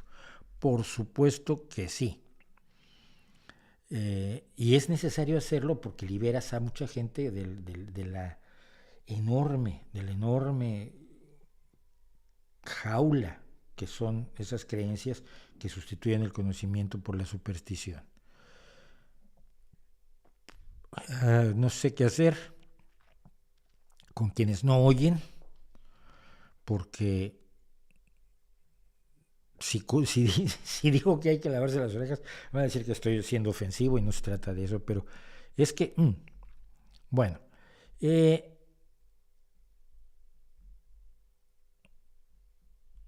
ya me perdí, porque se me mueve esto, además tiene una barbaridad, el chat de YouTube se mueve por su lado él mismo y es una cosa horrible. Saludos desde Asturias, Fabián Fernández. Yo estoy en Asturias, así que estamos haciendo paisanos. ¿Qué más? ¿Se deben considerar las religiones como una estafa? No, se puede considerar que las religiones nacen no con el objetivo de ser una estafa. Algunas religiones se utilizan como estafas. Las religiones nacen como un intento de explicar un mundo muy complejo, un mundo muy difícil. Y nacen por la necesidad de tener respuestas que tiene el ser humano, aunque se las tenga que inventar. Fue cuando creamos el método científico y las aproximaciones de la ciencia y la idea de que se podían demostrar las cosas, que pudimos dar un paso más adelante. A quien hay que cerrarle las... Espera, vamos a hacer esto de una vez. Lo iba yo a hacer más tarde, pero vamos a hacerlo de una vez.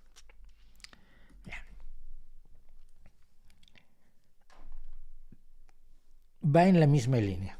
Dame la oportunidad. La mayoría de los creadores artísticos que usted y yo conocemos, la mayoría juegan del lado de los mejores ideales. creen en los mejores ideales del ser humano, de bondad, de decencia, de seriedad, tienen muchísima razón en la búsqueda de un mundo mejor en el que la gente pueda vivir de una manera más pacífica, de una manera sin pobreza, sin dolor, sin la tristeza y el miedo y las privaciones que caracterizaron a la vida de nuestra especie hasta hace muy poquito tiempo y que siguen caracterizando la vida de muchos de nuestra especie. Pero antes era de todos, salvo los muy, muy ricos.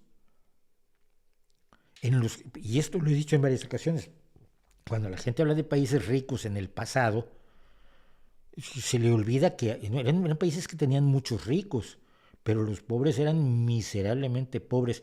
En la Inglaterra de la Revolución Industrial, los pobres eran escoria. No comían lo suficiente, no dormían lo suficiente, no descansaban, no tenían ningún derecho. Eran pobres de una pobreza que hoy es difícil encontrar, aunque se encuentra.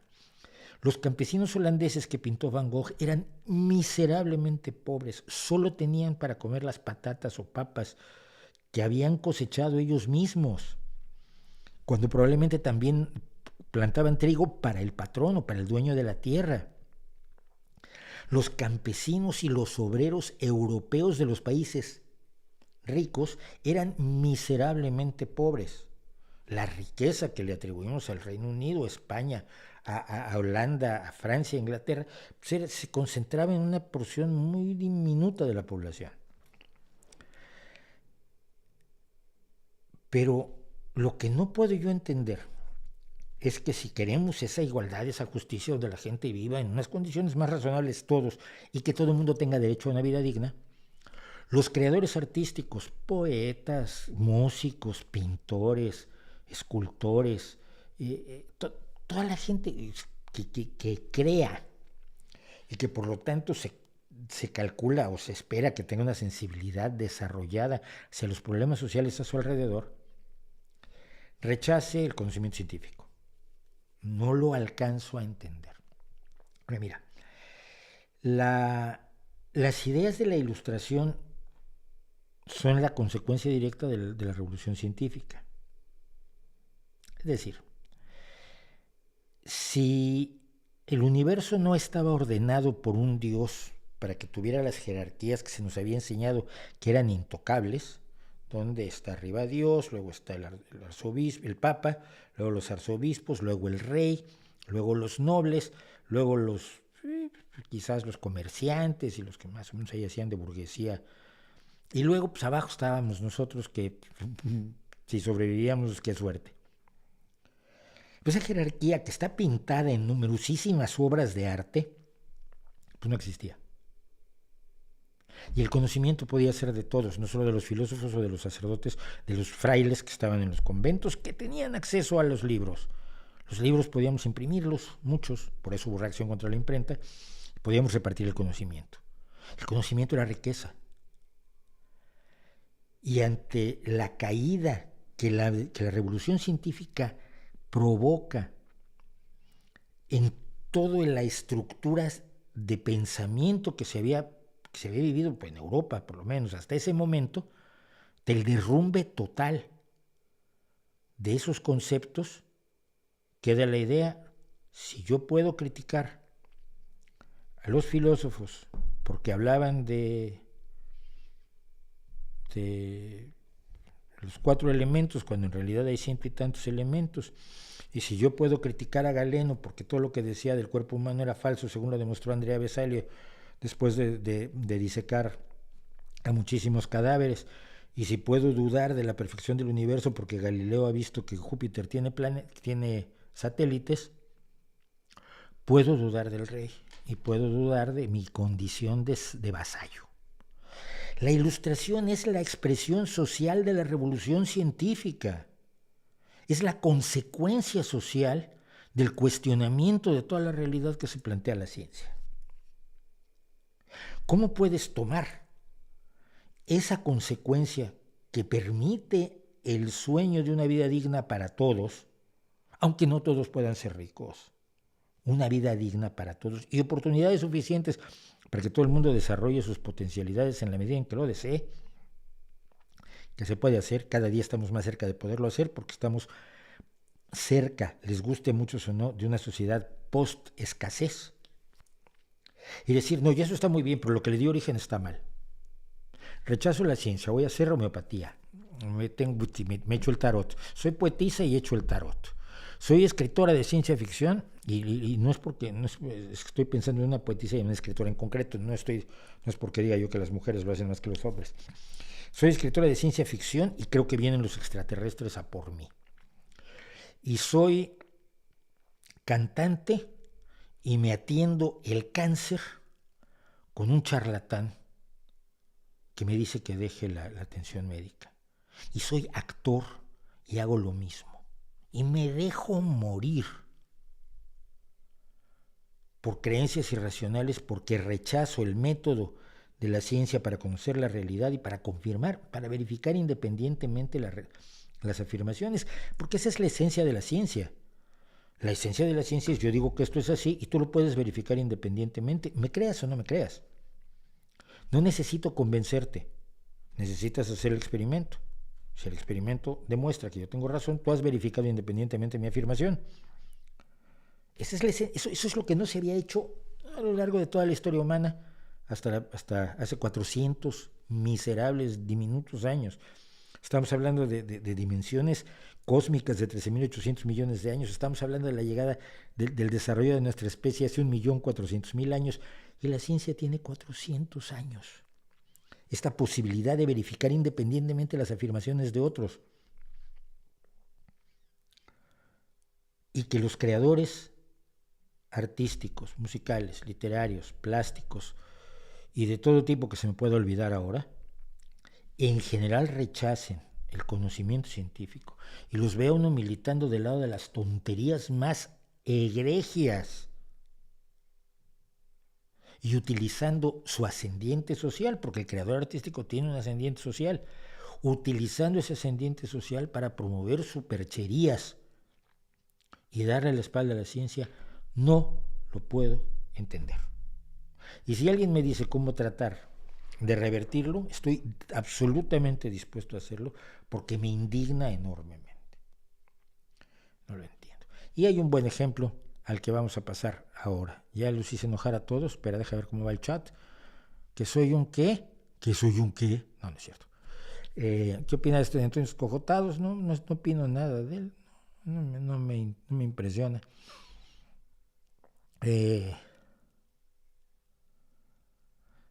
Esto es cierto. La vicepresidenta de Colombia sí ha propuesto lo de los saberes ancestrales, que los saberes ancestrales tengan el mismo nivel del conocimiento científico. Sí, esta es la misma creencia que se está manejando en México y en otros lugares, y procede de la buena voluntad de reconocer que se ha sido enormemente injusto con los pueblos indígenas de América. Porque las sociedades han sido enormemente injustas con los pueblos indígenas de América. No solo las potencias coloniales, concretamente Portugal, España y en mucha menor medida Francia y Holanda, porque tuvieron pequeñas enclaves, sino los que heredaron esos países independientes, donde ya el pueblo era el que mandaba, ya éramos independientes y democráticos, pero a los que salían pagando siempre y a los que salían mal parados siempre eran los indígenas. Cierto. Y que América Latina es profundamente racista, ya solo lo niega el que tiene mucha cara. Entonces, se trata de tratar de revertir esa terrible situación de los indígenas en América Latina. Y como los creadores artísticos y los filósofos y los políticos y toda esta gente que no quiere saber nada de ciencia es la que está al frente de esa buenísima,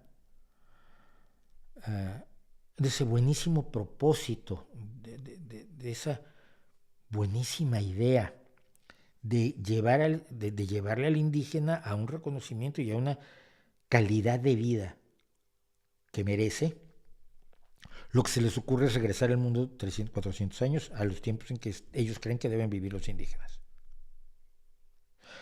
Entonces, hubo una reunión de indígenas, no recuerdo ahora exactamente cuándo fue, pero fue hace ya bastantes años, donde se trató de utilizar un concepto de organización social indígena reinventado con los años, porque no tiene nada que ver con lo que pasaba antes de la llegada de los europeos a América.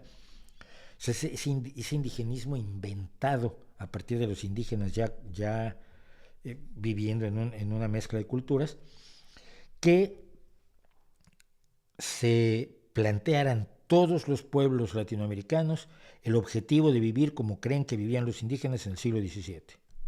Pues que los indígenas son el 14% de la población latinoamericana, no importa. Vamos a imponerle al otro 86% esta forma de vida porque es justo para los indígenas. Primero que nada, no es justo para los indígenas. Lo que es justo para los indígenas es que tengan acceso a las posibilidades materiales necesarias para vivir más dignamente. Y esto implica biotecnología, medicina, ingeniería, educación para romper con las tradiciones, por ejemplo, respecto a las mujeres que yo vi en México no hace tantos años, donde las mujeres no se sentaban a comer con los hombres, sino los servían, y luego se comían las sobras. Y a mí esto me escandalizaba. Es decir, rechazando la ciencia y el conocimiento y los avances del resto de la humanidad, le hacemos justicia a los indígenas. Es una creencia tan peligrosa y la mantiene Elena Álvarez Bulla en México y la mantiene en otros lugares. Fue lo que provocó que la medicina natural y tradicional, la MNT en Cuba, se apoderara de hospitales enteros, donde a la gente se le curaba con agua que le habían puesto encima una pirámide como la de Keops, y entonces el agua estaba ya, tenía los poderes mágicos de las fuerzas cósmicas, y eso se lo daban a la gente. Los medicamentos eran para los extranjeros que pagaban por estar en el hospital Hermano Samejeiras. No es justicia para los indígenas de ninguna manera, no se les ha preguntado si eso es lo que quieren, porque quien decide siempre es otra persona. Y esto me lleva a otra cosa que quería yo tratar el día de hoy. Voy a acabar yo mal con todo el mundo, de verdad. Y además probablemente nos alarguemos en el chat, en el streaming. Lo puedo hacer ahora porque mi hijo ni está mi hijo, ni lo tengo que ir a acostar, ni tengo que levantarme mañana. Yo no lo llevo a la escuela, yo lo recojo de la escuela, ya no lo voy a recoger de la escuela, ya está en la secundaria, pero bueno, tengo posibilidades de alargar este streaming y hoy creo que lo voy a tener que hacer. Mire, en las últimas semanas me he vuelto súper fan de estos dos personajes. Él es Feli, que me imagino que se llamará Felipe, y ella es su hija Nazaret. Los dos tienen canal de YouTube, cada uno tiene el suyo. Feli tiene el suyo, Feli García Crespo, y Nazaret García Crespo tiene el suyo. Y este canal tiene por objeto enseñarnos a los urbanitas, que somos una desgracia, de verdad,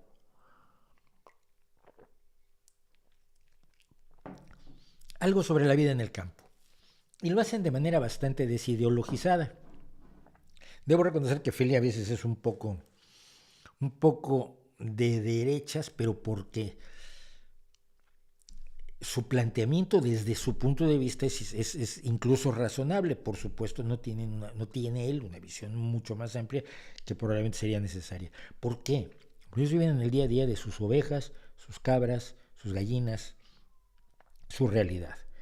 Y es una realidad que no conocemos, pero que desde fuera se les trata de imponer. Y en eso precisamente Nazaret el otro día, hace una semana exactamente, sacaba un vídeo que habla muy respetuosamente ante la gente, y la chica además es una comunicadora absolutamente maravillosa. Explicaba cómo a alguien se le ocurrió, y claro, echaba inmediatamente la culpa a la Junta de Castilla y León, de Castilla-La Mancha, está en Extremadura, o al municipio, quien fuera, que se les ocurrió ir a la zona donde están ellos, hacer una suelta de aves rapaces. ¿Qué significa esto? Bueno, que alguien había criado en cautiverio, no sé, halcones, aguiluchos, este tipo de aves rapaces que son como el mundo natural de la España ancestral. Y entonces fueron y le soltaron aves rapaces. Y Nazaret estaba que echaba humo. Decía, a ver, si algo no hace falta aquí, son aves rapaces. Si conocieras el país en el que estás funcionando, te darías cuenta que tu suelta de aves rapaces no solo es una estupidez porque ya tenemos suficientes, sino que además me va a causar problemas graves a mí. Ella se quejaba de que hace mucho no puede criar gatos porque con las gatas paren a los gatitos y ni siquiera llega a verlos porque distintos bichos, incluidos depredadores de tierra y depredadores de aire, eh, se comen a los gatitos. Y luego también se comen a los gatos adultos y como decía ella, a los gatos adultos no los pilla un tejón. Los gatos adultos que andan por el tejado, el que los pilla es una lechuza, un halcón, un ave rapaz. Y que ellos tienen problemas con las aves rapaces, que para ellos es una plaga, que afecta a su modo de vida. Todo lo cual le pasa de noche a aquel que dice, es que la naturaleza requiere más aves rapaces y yo he criado algunas que vamos a soltar aquí y vamos a llamar a los medios de comunicación para salir en la tele y que me vea yo que soy un ecologista maravilloso. Y claro, están que trinan y tienen toda la razón del mundo. Se estaba quejando y me decía precisamente que le acababan de comer una gallina a Nazaret. Comerle una gallina a una persona que vive del campo es mucho, es un huevo menos al día probablemente, o un huevo menos cada 2 días. Esa gallina ya no va a poner. Esa gallina tampoco se podrá hacer caldo el día de mañana. Esa gallina es una pérdida económica en la que han invertido trabajo, tiempo, pienso, cuidados veterinarios, hacer el corral, reparar el corral cuando se mete algún animal, etcétera, etcétera. Es un trabajo de todo el día, todos los días. Para que llegues tú, es que los halcones son muy bonitos. No sé si creo que es clarísimo. Obviamente Nazaret se explica mucho mejor que yo en este sentido. Pero mi problema es este. Luego, a raíz de esto, estoy haciendo unas reflexiones sobre a quién le habla Greenpeace. Y es muy curioso. En su campaña contra los transgénicos, por poner un ejemplo, Greenpeace habla hacia gente como esta. Vean ustedes a todas estas personas, el Día Nacional del Maíz, y allá hay 5 con sus tamborcitos, tambores que no tienen nada que ver con los tambores indígenas en México. Y toda esa gente vestida de blanco, porque así recibes las energías de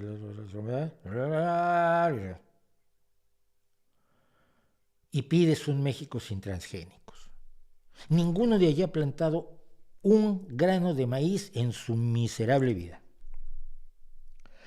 Lo más cercano a la agricultura que han hecho es ahí en quinto de primaria, vendes un frijolito, una alubia, una judía, como le llaman en tu pueblo, un poroto, con algodón, le echas agüita y ves cómo brota. Germina el frijolito y te dan un 7 de calificación en la escuela y ahí terminó tu ciclo agrícola. Pero tú le vas a decir a los indígenas qué van a hacer si van a aceptar o no aceptar los transgénicos. Porque Greenpeace no va al campo a decirles, mira, hay unas plantas, hay unas semillas, tú compras la semilla todos los años y yo compro la semilla todos los años porque necesito semilla mejorada. Bueno, pues ahora te van a querer vender unas semillas que son más productivas, que necesitas hacer usar menos pesticidas, menos insecticidas, y que te va a dar una mejor producción, te va a dar menos lata, y eso es malo. El campesino pues dice, ¿por qué es malo? Porque no es tradicional. Sí, ya, pero es que yo vendo maíz, ¿ves? Yo vendo mazorcas, termina el ciclo agrícola, el número de toneladas de mazorcas en buen estado que yo pueda vender, pues es el bienestar de mis hijos. Pero es malo, eso va en contra de la naturaleza. Mira, la naturaleza la conozco yo. Estoy usando semilla mejorada, déjame usar semilla más mejorada. No, Greenpeace viene a la ciudad a contarle a la gente que todos los indígenas, todos los campesinos, que campesino e indígena en América Latina son prácticamente sinónimos, guardan su semilla de un ciclo agrícola al otro. Lo cual, si fuera cierto, no habría más de 1000 empresas de semilla mejorada en México. Empresas que todos los años le venden a los campesinos semillas porque a los campesinos les conviene. Y entonces viene Greenpeace con la gente de la ciudad y les dice que eso es antinatural, que eso es malo y que además van a obligar a los campesinos a usar las semillas transgénicas de Monsanto. Ya no existe Monsanto, pero lo siguen repitiendo. ¿Cómo van a obligar a los campesinos? ¿No te imaginas el ejército de Monsanto con los fusiles, compre semillas o disparo? No. No se puede obligar hacia el campesino, no se puede obligar hacia gente digna, como en el caso del campo extremeño, a Feli y a Nazaret. Y en el caso del campo mexicano, a millones de personas, que yo por lo menos a muchos he tenido suerte de conocerlos. No, ellos van a la gente urbana que no sabe nada del campo, que no sabe nada de la realidad del campo, y la ponen a manifestarse. ¿Por qué? Porque ellos pueden manifestarse frente al Congreso, pueden manifestarse frente al presidente y pueden convencer a los políticos de que mira esto, nadie va a protestar, hacemos lo que quiere Greenpeace, quedamos bien, van a votar más por nosotros estos. Porque los que están plantando el maíz, el trigo, el sorgo, los tomates, la lechuga, etcétera, etcétera, esos nos van a votar o dejar de votar igual. Ellos ni están enterados de que existe este debate en la ciudad de Buenos Aires, en la ciudad de Medellín, en la Ciudad de México, en la ciudad de Caracas, en la ciudad de París, en la ciudad de Londres. Cuando hacen la campaña antinuclear, toman, por supuesto, la puerta de Brandenburgo y se cuelgan de la puerta de Brandenburgo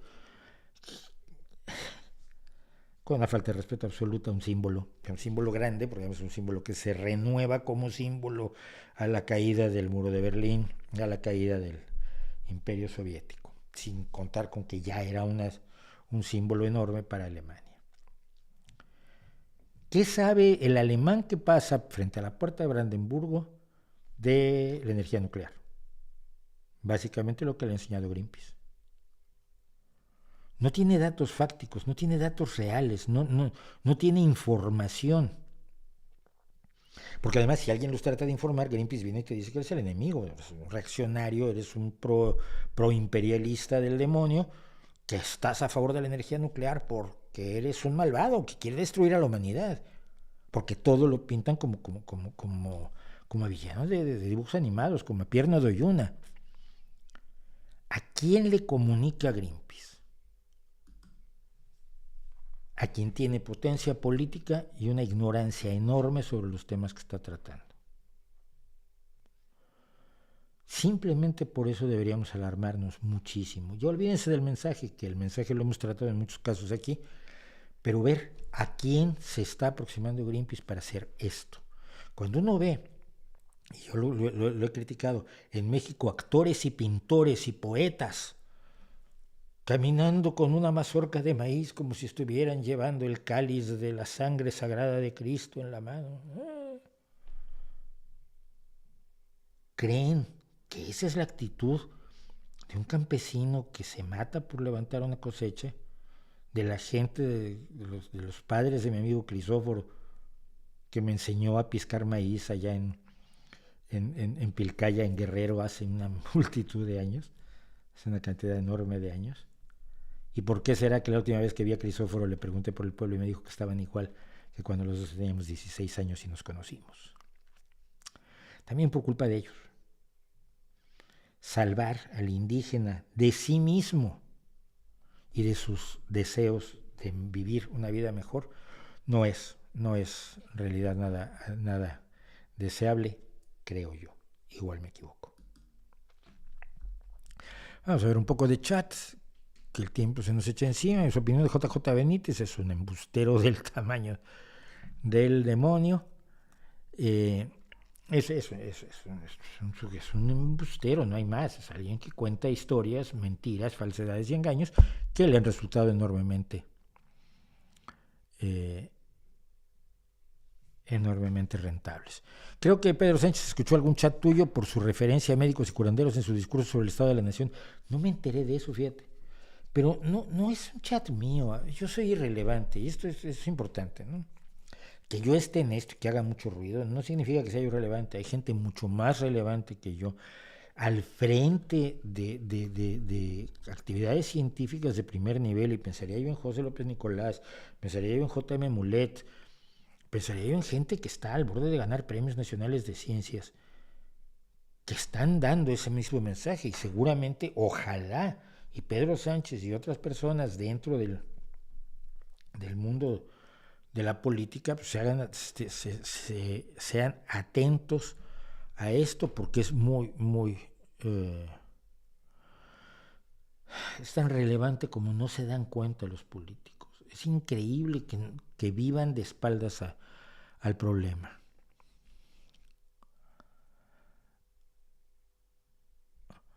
Dice Bruno, tu hijo es aún muy joven, pero ¿acaso muestra interés en dedicarse a la ciencia, a la literatura, al periodismo? No, no tiene idea. Y cuando le pregunto dice, tengo 13 años, déjame en paz, ¿no? Pero le interesa la ciencia, le interesa el periodismo, le interesa la literatura. La ciencia probablemente es lo que más. Pero muchas veces tenemos noches ¿de qué hablamos ahora? Los 15 minutos antes de que se duerma. Si se puede hacer un agujero negro de este tamaño, cosas así. Le interesa mucho la astronomía, le interesa mucho la paleoantropología, una de las razones por las que lo llevé a Tapuerca. Le interesa mucho saber cosas. Entonces yo le informo de cosas, pero no, ni lo estoy orientando a una carrera científica. Si quiere ser policía, me ha encantado de la vida. Pero le interesa el mundo a su alrededor como a todos los niños. Y luego creo que es excepcional. Lo que pasa es que si a los niños les dices, no sé, no, ya pregúntale a tu profe. No deslata. Ah, no, es que lo dijo Dios. Lo planchas. Lo planchas. Conmigo lo intentaron en mi casa, una casa religiosísima, catoliquísima. La cantidad de libros que compraba yo era tirar el dinero. ¿Por qué tiras tanto dinero en libros? Me llegó a preguntar mi madre un día. Quizás que yo simplemente soy muy necio, pero las intenciones de plancharme fueron exitosas con mis primos y tengo 35.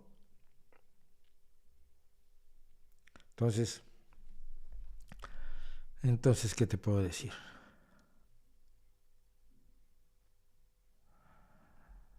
¿Qué te puedo decir yo? Y seguimos.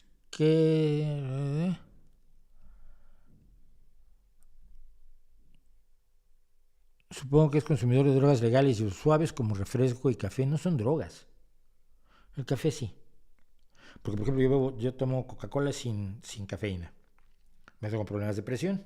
Entonces, para poder tomar café, no puedo tomar otras fuentes de cafeína. Entonces, la única droga, el único estimulante, más que una droga, un estimulante suave que utilizo yo, si es el café, me meto una taza grande y una taza pequeña al día. El resto del tiempo me drogo con música, artes plásticas, ciencia, conocimientos. Me divierten. No creo que todo el mundo tenga que ser igual. Cuidado, no estoy diciendo, yo soy, claro, yo oigo música y tú no. No. Pero hay gente que me dice, es que tu serie, me gusta que hagas tu serie de música, pero que a mí no me interesa la música. Ya, ni te hace inferior ni nada. Es mi manera de hacer las cosas, nada más. No la ando vendiendo como solución, que sería muy fácil.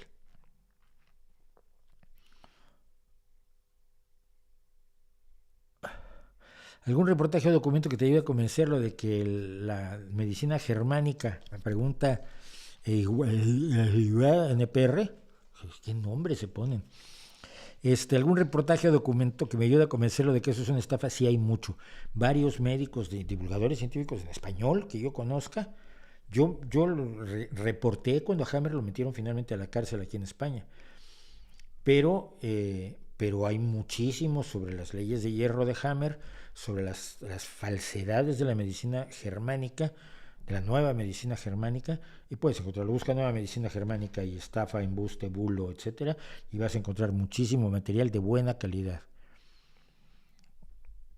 ¿Ha visto la nueva iniciativa que plantea Bill Gates para evitar futuras pandemias? Sí, la de tener una fuerza de tarea dedicada a futuras pandemias, la GERM, que le llamó él. Sí, me parece importantísimo, porque la Organización Mundial de la Salud se mete en las pandemias y cuando acaba la pandemia se dedica a otras cosas, porque tiene que lidiar con otras cosas importantes de la, la salud y la nutrición a nivel mundial. Entonces sí creo que una fuerza de tarea así bien financiada sería una buena idea. Últimamente estoy muy de acuerdo con Bill Gates, imagínate, qué barbaridad. Eh, Le vendría bien a Hispanoamérica la socialdemocracia, sí, pero primero le vendría bien la democracia. Y para ello debería que tener ganas de que la gente se eduque políticamente. Te voy a contar una anécdota reciente. Me gustaría tener el vídeo, fíjate. Me gustaría muchísimo tener el vídeo. Eh,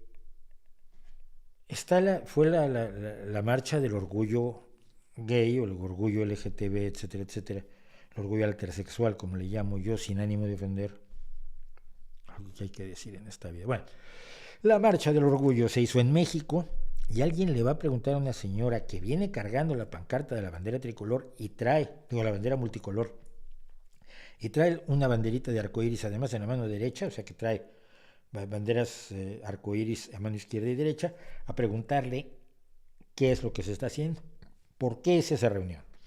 Y lo que ella explica es que es para apoyar al señor presidente Andrés Manuel López Obrador, porque estamos hartos de los neoliberales que tanto daño nos han hecho. ¡Viva el presidente López Obrador! Y agitaba la banderita del arco iris, la bandera del orgullo.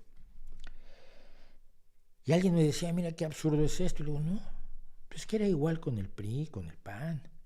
El PRI siempre aprovechó esto y la gente que mataba por robarse las urnas cuando había el peligro de que una urna no ganara el PRI, era así. ¿Por qué? Porque siempre se ha manejado de una manera muy polarizada la política en México. Los de izquierda éramos los comunistas que veníamos a comernos a los niños y a violar a las niñas. Y esto lo decían los curas y los políticos en los pueblos. Y cuando tú llegabas con el pelo largo a los pueblos, a veces tenías que salir por piernas. Y la cuarta deformación, en los últimos 3 años y medio, no ha hecho nada por alterar ese panorama, no ha hecho nada por incrementar la conciencia y el conocimiento, la educación cívica y democrática de los mexicanos. Lo que ha hecho es surfear la ola de este fanatismo recurrente en la política mexicana, donde el señor presidente decía toda la verdad hasta el 31, hasta el último día de noviembre, cuando entregaba el poder, y al día siguiente el nuevo presidente era el que lo iba a resolver todo.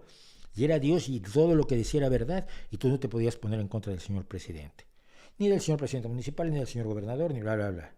Todo este manejo del poder que se hizo con la gente en México se mantiene de manera clarísima, intocada por todos esos viejos compañeros míos que hablaban de los valores democráticos en la sociedad mexicana, que no han hecho nada por aumentar, mejorar o promover esos valores democráticos entre la sociedad mexicana. Es una tragedia.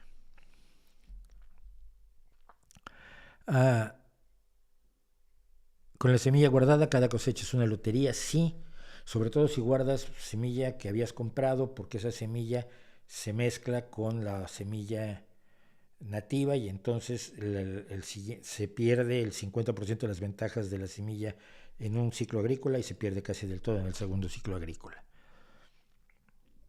¿Qué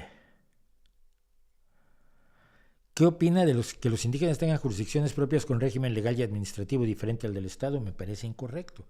Me parece hacerle el juego a la política de identidades, que es una política eminentemente discriminatoria. Es una política donde nosotros hemos dicho durante años, todos los seres humanos somos iguales, y la ultraderecha nos ha dicho, no, nosotros somos distintos a ellos. Y ellos podían ser los indígenas, los pobres, los negros, los orientales, los del pueblo de Junto. Y desde 1789 estamos, no, todos los seres humanos somos iguales. Y ahora te llegan unos tipos que se creen de izquierda que dicen, no, todos somos diferentes. La ultraderecha, los racistas de ayer tenían toda la razón del mundo.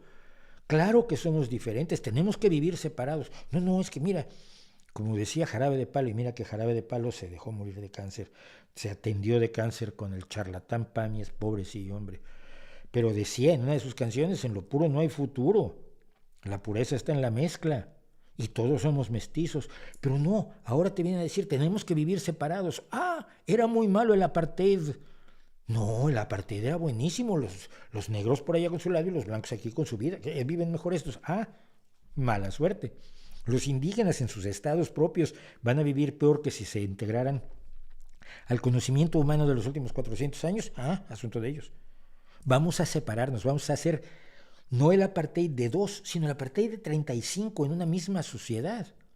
Porque claro, los mayas no van a convivir con los seris, son diferentes y los seris son distintos de la gente náhuatl del centro de la ciudad, del centro de la República Mexicana, los que hablan mexicano en la zona de la Sierra de Puebla, pero ellos son distintos de los que tienen rasgos afrodescendientes en la costa chica de Guerrero, y todos son diferentes a todos los demás y cada uno tiene que vivir estancado en su pequeña burbuja. El sueño de un nazi. El sueño del apartheid, el sueño de los que quieren un país para negros y otro país para blancos. Y que los mestizos se hundan en el mar, o nos hundamos en el mar. No olvidemos que yo sigo siendo indígena, aunque no se me note. ¿En serio así vamos a resolver los problemas del mundo? Ah, no, los indígenas que tengan su curanderismo, no les lleves vacunas, porque como ya me decían mis amigos trotskistas en la Escuela Nacional de Antropología hace ya ni sé cuántos años, hace 40 y tantos años, es que si les llevas medicina los aculturas, en su cultura vale más que la vida de sus hijos. No me jodas. Me hacen pasar muy malos ratos a veces. De veras, me hacen pasar muy malos ratos a veces. No existe la adicción a redes sociales. No existe la adicción a redes sociales. La adicción es un fenómeno, es un problema de carácter fisiológico que causa una grave reacción fisiológica cuando retiras el estímulo al que se es adicto. Te pueden gustar mucho las redes sociales, puedes tratar de disminuir la relación con las redes sociales ofreciendo otros estímulos, pero no existe la adicción a las redes sociales, ni existe la adicción a los cómics, ni existe la adicción al cine, ni existe la adicción a la música, ni existe la adicción a vestirse de negro. Los gustos y las preferencias no son adicciones. Es un mensaje equivocadísimo. No creo que tenga además nada que ver las redes sociales con el populismo. El populismo renace cada vez que la democracia tropieza. El populismo renace cuando la democracia tropieza. Por eso lo que hay que hacer es levantar la democracia para luchar en contra del populismo. No tiene absolutamente nada que ver. ¿Qué prefiere, doblaje latino o español en series y películas? Ninguno. Detesto el doblaje. Dame subtítulos si la película está en cualquier idioma que no sea inglés, y si no, pues la veo en inglés. En todos los demás prefiero los subtítulos. Francamente, es que ver tú a los samuráis del shogunato de ¿cómo se llamaba? No me acuerdo.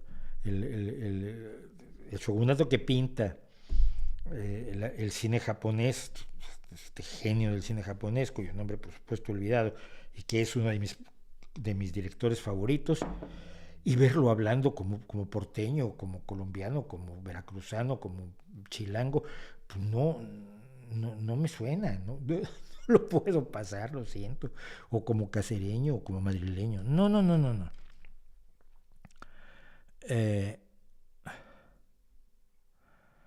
¿Sería usted capaz, esta es interesante, ¿sería usted capaz de trabar amistad con un religioso devoto cristiano? ¿Tú crees que yo solo tengo amigos ateos? Puedo trabar amistad con un sacerdote jesuita. Larga amistad. Enriquecedora amistad.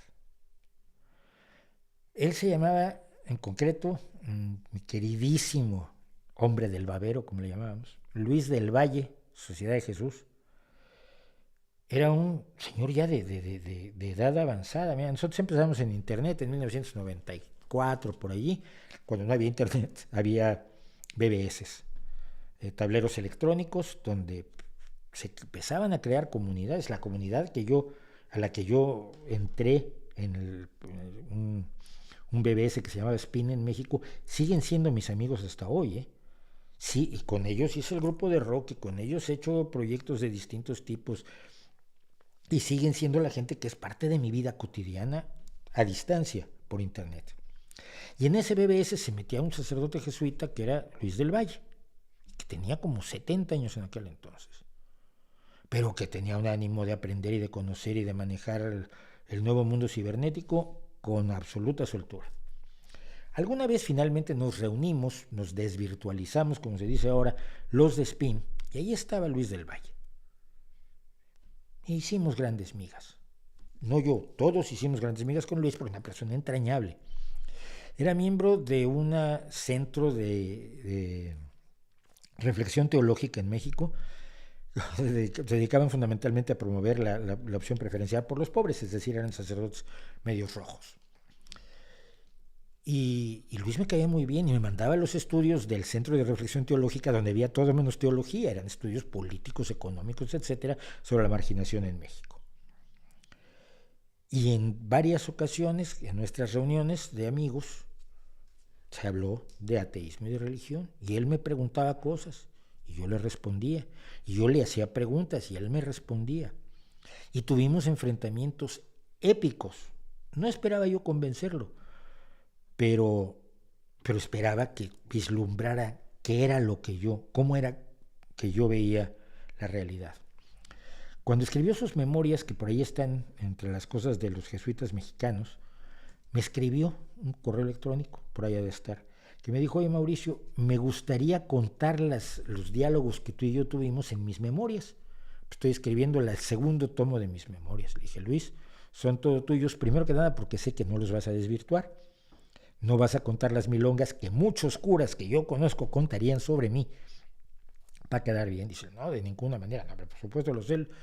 Y escribió sobre los debates teológicos que tuvimos Luis del Valle, Sociedad de Jesús y yo, y lo recuerdo con enorme cariño. ¿Qué preguntas hacen de verdad? Si existe la adicción, yo lo soy a The Warning por tu culpa, y estoy un poco obsesionado con The Warning, Vale. Si tú opinas que la adicción a las redes sí existe, el problema es que no sabes lo que es una adicción. Y entonces lo que yo te recomendaría es que te formaras en adicciones antes de opinar. Es una recomendación amable.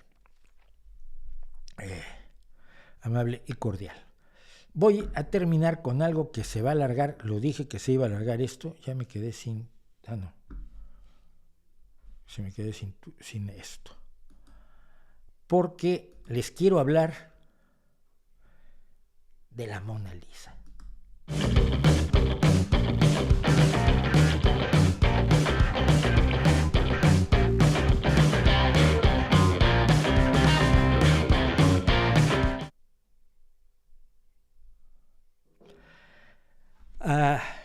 Andanzas de Mona Lisa. Mona con 2 Ns. No, Mauricio se ha equivocado, hombre. Todo el mundo sabe que es Mona así como... No, es Mona Lisa con 2 Ns. Se llama Madonna Lisa. Monna es un diminutivo de Madonna, pero lleva 2 Ns, porque Mona es una vulgaridad en italiano. ¿Ok? Está bien, el resto del mundo lo escribe mal, pero es Mona Lisa. Y tenía yo muchas ganas de hablar de ella porque ya he hablado de el buen Leonardo. Es este cuadro. Está considerado el cuadro más famoso del mundo y es un fenómeno reciente, como vamos a ver. Y yo la pude ver de lejos. Creo que ya vi de este tamaño. Es un cuadro de 53 por 77 centímetros. Es un tamaño bastante razonable. Pero yo la vi más o menos de este tamaño. Es lo más que di. Porque la sala donde está en el Louvre estaba atestada de gente. Y francamente yo no estaba de humor de meterme no sé cuánto tiempo para llegar hasta el frente de la Mona Lisa, sobre todo porque es un cuadro que conozco muy muy bien. Además está protegida por un vidrio que, como la pilles en el ángulo incorrecto, lo que ves son las luces de arriba del Louvre, y además está rodeada de un montón de pinturas maravillosas que nadie se para a ver, porque viene a ver a la Mona Lisa. Y a mí me parece muy bien. La democratización del arte incluye eso. Ay, es que viene mucho pobre que no sabe que esto es arte. Da igual. Qué bueno que vayan y empiecen a saber. El elitismo les da cuando menos se lo espera uno. Bueno, entonces, pues esto lo pintó este señor que creemos que es Leonardo. No lo sabemos. No sabemos si esto es un retrato de Leonardo o no lo es. Nos gusta creerlo, tiene el aspecto que esperamos de un venerable sabio, casi bíblico, luenga barba, largo cabello, un poco calvo, que mira con esta mirada hacia el horizonte. Pero igual es Pietro Medinaceli, o sea, no tenemos idea, pero hemos decidido que es Leonardo. Y Leonardo, como ya lo dije alguna vez, se caracterizó porque no terminó nada casi de lo que empezó. Y es muy probable que, como me ocurre a mí, a Leonardo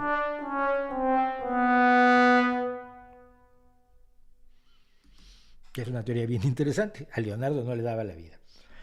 Nunca construyó ninguna de las cosas que diseñó, que podemos ver asombrados en sus cuadernos de notas. Uy, el helicóptero, uy, las alas para volar, uy, el tanque, no, el traje de buzo.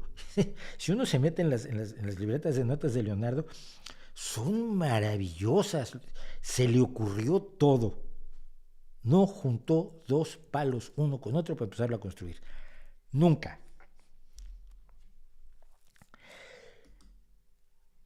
En total se le conocen 20 obras que estamos razonablemente seguros que son de él, incluida esta, que es, como todo el mundo sabe, mi favorita de Leonardo, porque esos dedos son los dedos más maravillosos que se han pintado jamás.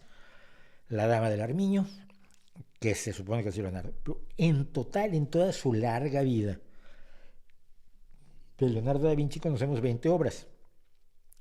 Y de la única de la que estamos 100% seguros es de la última cena que hizo en un refectorio de un convento y que se ha venido cayendo a pedazos desde el día en que la terminó porque experimentó una técnica nueva que era una técnica pésima.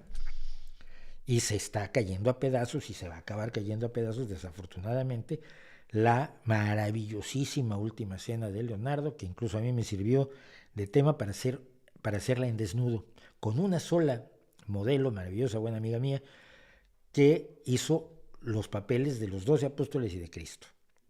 Los 12 apóstoles en los 4 grupos de 3 que usa Leonardo y que es maravilloso, es la forma en que resuelve a los 12 apóstoles en grupos de 3, algunos mirando hacia Cristo, otros conversando entre ellos. ¡Wow! Es genial, pero la técnica que usó, una basura.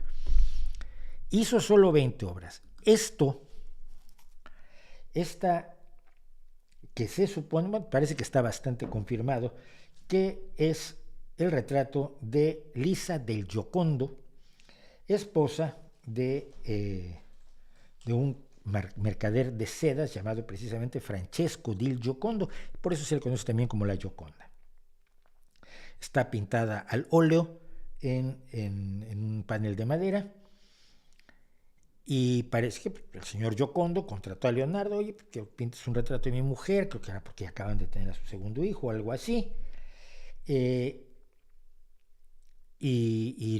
Leonardo dijo que sí, y se pasó pintándola de 1503 a 1507. 1503 a 1507. Por poner un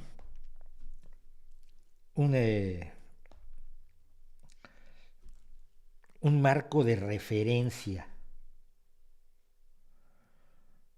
Entre 1508 y 1512, o sea, 4 años, igual que Leonardo, un paisano suyo llamado Michelangelo Buonarroti, que decía que era escultor y no pintor, 4 años solito él se pintó el techo de la Capilla Sixtina, sin ayudantes, en un andamio, dale que te pego.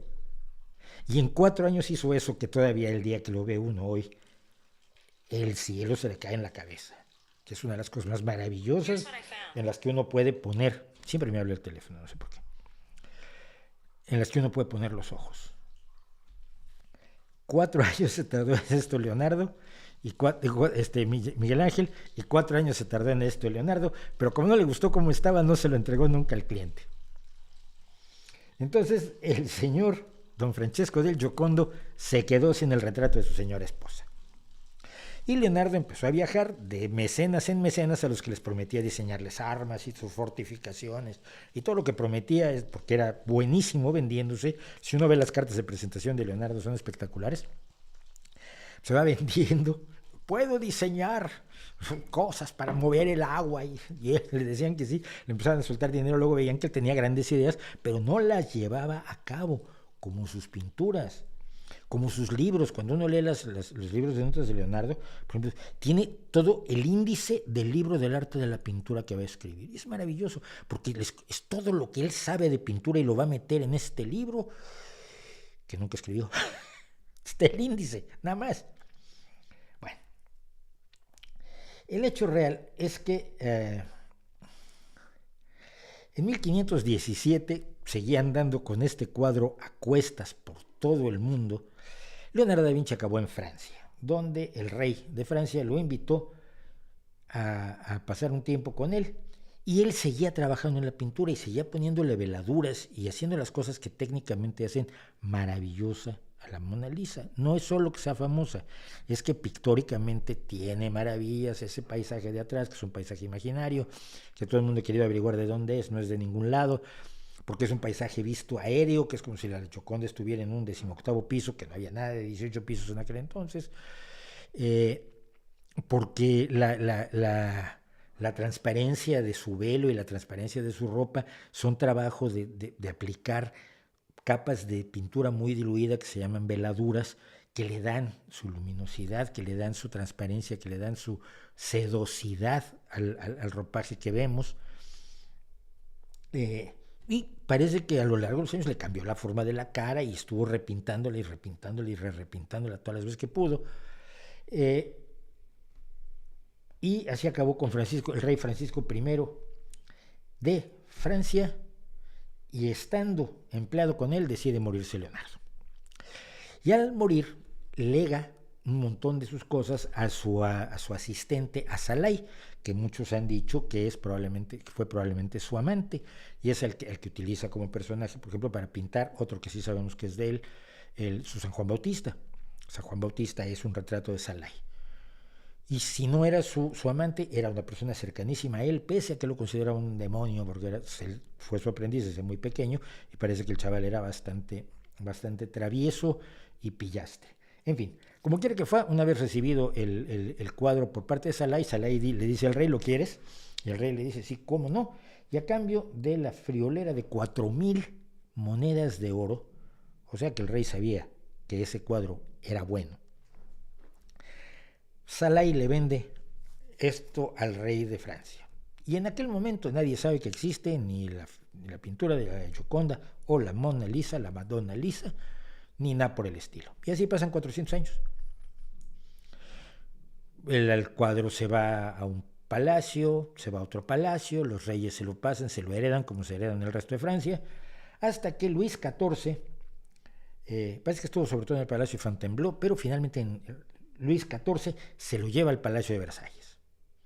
Y durante todo este tiempo lo ven los reyes y los aristócratas. No puede ser un cuadro famoso. Hasta que viene la Revolución Francesa. Y aquí es donde todos cantamos a los enfants de la patrie. Qué malo soy yo. Me doy cuenta que canto mal, pero no puedo evitar. Y toman el cuadro del Palacio de Versalles y lo ponen en el Louvre, que han convertido en museo, que era otro palacio. Y allí se queda salvo durante 4 años, porque después de la revolución y cuando fracasa la revolución y viene Napoleón, pues Napoleón decide que le gusta el cuadro y se lo lleva 4 años con él. Afortunadamente, a la derrota de Napoleón, el cuadro vuelve al Louvre, donde ha estado desde entonces, desde 1800 y poco. Y entonces se empieza a ser famoso a mediados del siglo XIX. Fíjense cómo estos cuadros que uno cree que durante toda la eternidad estuvieron siendo admirados, es un buen cuadro. Cualquier análisis objetivo de las técnicas pictóricas empleadas por Leonardo te van a decir que es un cuadro maravilloso, que tiene ciertas características, que la pose es una pose que se utilizaba mucho para la Virgen María, esta de los dos deditos abiertos aquí, y eran unas sillas especiales para posar, donde no te quedaran muy altos ni muy bajos los hombros, sino que quedaras en una posición cómoda, etcétera. Técnicamente es un gran cuadro, pero la gente no lo sabía hasta mediados del siglo XIX. Y a mediados del siglo XIX, poetas, pintores, filósofos, sociólogos, creadores artísticos, críticos de arte, se empiezan a dar cuenta de que existe este cuadro y que este cuadro es relevante, que es importante, que es maravilloso, y se le empiezan a escribir poemas.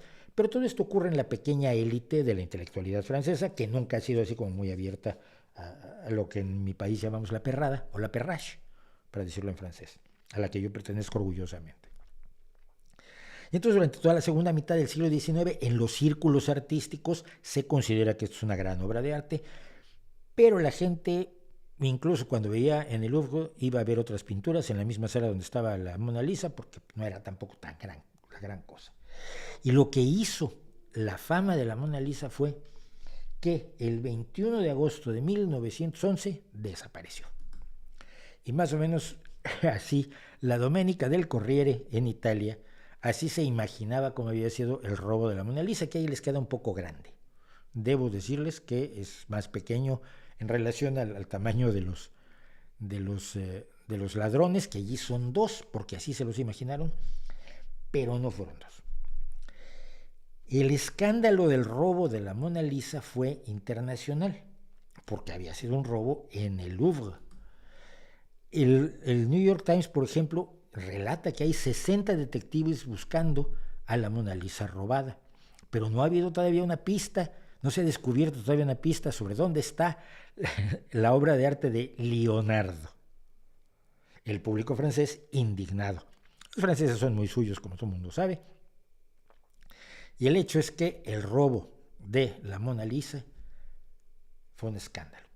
Y no aparecía. Y durante 2 años no apareció. Durante 2 años los periódicos en todo el mundo sacaban constantemente notas sobre la Mona Lisa, sobre la ineptitud de la policía francesa que no podía encontrarla, sobre las investigaciones que se hacían en los mercados del arte para ver si aparecía. Y durante 2 años la fama de la Mona Lisa fue creciendo, debido a que había sido robada. Hasta que 2 años después fue detenido un sujeto que trató de vender la Mona Lisa en Florencia.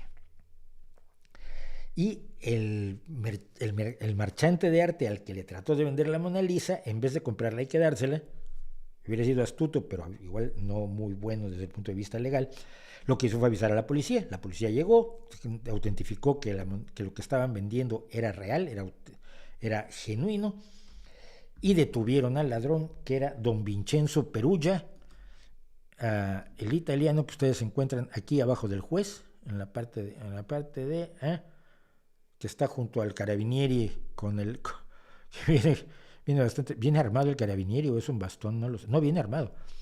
Pues junto al carabinieri, sentado allí con sus bigotes de alacrán, está don Vincenzo Perugia, que fue el que se robó la Mona Lisa. Nadie sabe para qué se la robó. Se cree que lo contrató para hacerlo un sujeto que lo que quería hacer era vender falsificaciones por abajo del agua. Es decir, ibas con un rico estadounidense y le decías, te vendo la Mona Lisa que se robaron. Y tú lo comprabas. Incluso probablemente alguien lo hizo. Alguien compró falsificaciones de la Mona Lisa creyendo que compraba la real. Y era un gran negocio, porque ese que lo compró no va a enseñárselo a nadie, porque ha comprado una obra robada. Entonces ahí puedes estafar a la gente por su ambición y por su avaricia. Pero don Vincenzo Perugia estuvo 8 meses en la cárcel, luego tuvo una vida, fue soldado en la Primera Guerra Mundial, etcétera, etcétera, etcétera. Para entonces, bueno, la Mona Lisa hizo una gira por Italia y luego fue regresada a Francia. Y desde entonces los italianos están tratando de recuperarla, cosa que se ve muy difícil porque no es producto de un expolio como los mármoles del Partenón, que fueron directamente arrancados supuestamente para salvarlos, pero que están en el Museo Británico y que muchos británicos incluso creen que deben ser devueltos, así como otras cosas fueron sacadas de sus países con la anuencia de los dueños del país en ese momento, y por lo siento, discútelo con ellos, como en este caso Salai, italianísimo que era, y Leonardo italianísimo que era, legalmente le vende al rey Francisco I la Mona Lisa en 40,000 piezas de oro y le pertenece en este momento al pueblo francés. es la historia de cómo se hace famoso un cuadro. Durante la Segunda Guerra Mundial fue ocultado especialmente de todo el robo de arte que logró hacer el nazismo, concretamente Goering. Nunca pudieron encontrar a la Mona Lisa porque fue escondida por la resistencia francesa en la campiña francesa, en la mítica campiña francesa. Y posteriormente hizo varios viajes, fue a Estados Unidos en 1963, fue a Tokio y Moscú en 1974 y ahora, pues desde hace mucho tiempo, está solamente allí. Y termino. Hace una semana, alguien de Extinction Rebellion, de esta organización que se supone que va a resolver el problema del cambio climático rompiendo cosas ajenas, trató de atacar a la Mona Lisa. Afortunadamente, el vidrio que tiene no es precisamente, no está puesto allí para jugar, está puesto para resistir disparos, así que pues lo único que hizo fue pintarle algo encima, pegarle pegamento. Esto que se pegan luego, se pegan en lugares y dicen, mira, ya me pegué con un pegamento de acrilato en tal sitio, por lo tanto se va a acabar el cambio climático. Este tipo de creencias absurdas que también han tocado a la Mona Lisa, que se escribe, señores, señoras, señoritos y señoritas, con 2 Ns. Y con eso, y poquitísimo más, porque creo que ya no hay más, que sí hay muchas cosas, pero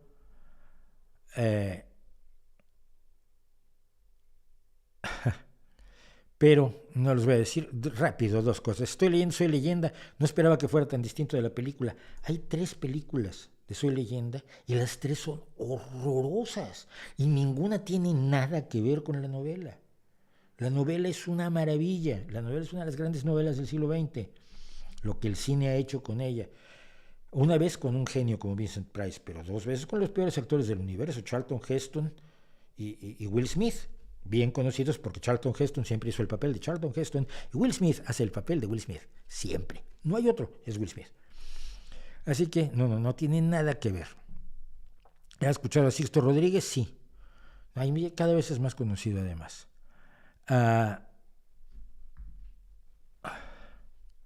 ¿Cuál es la diferencia entre socioliberalismo y socialdemocracia? Que el socioliberalismo tiende a mantener el estado de la sociedad, simplemente es más...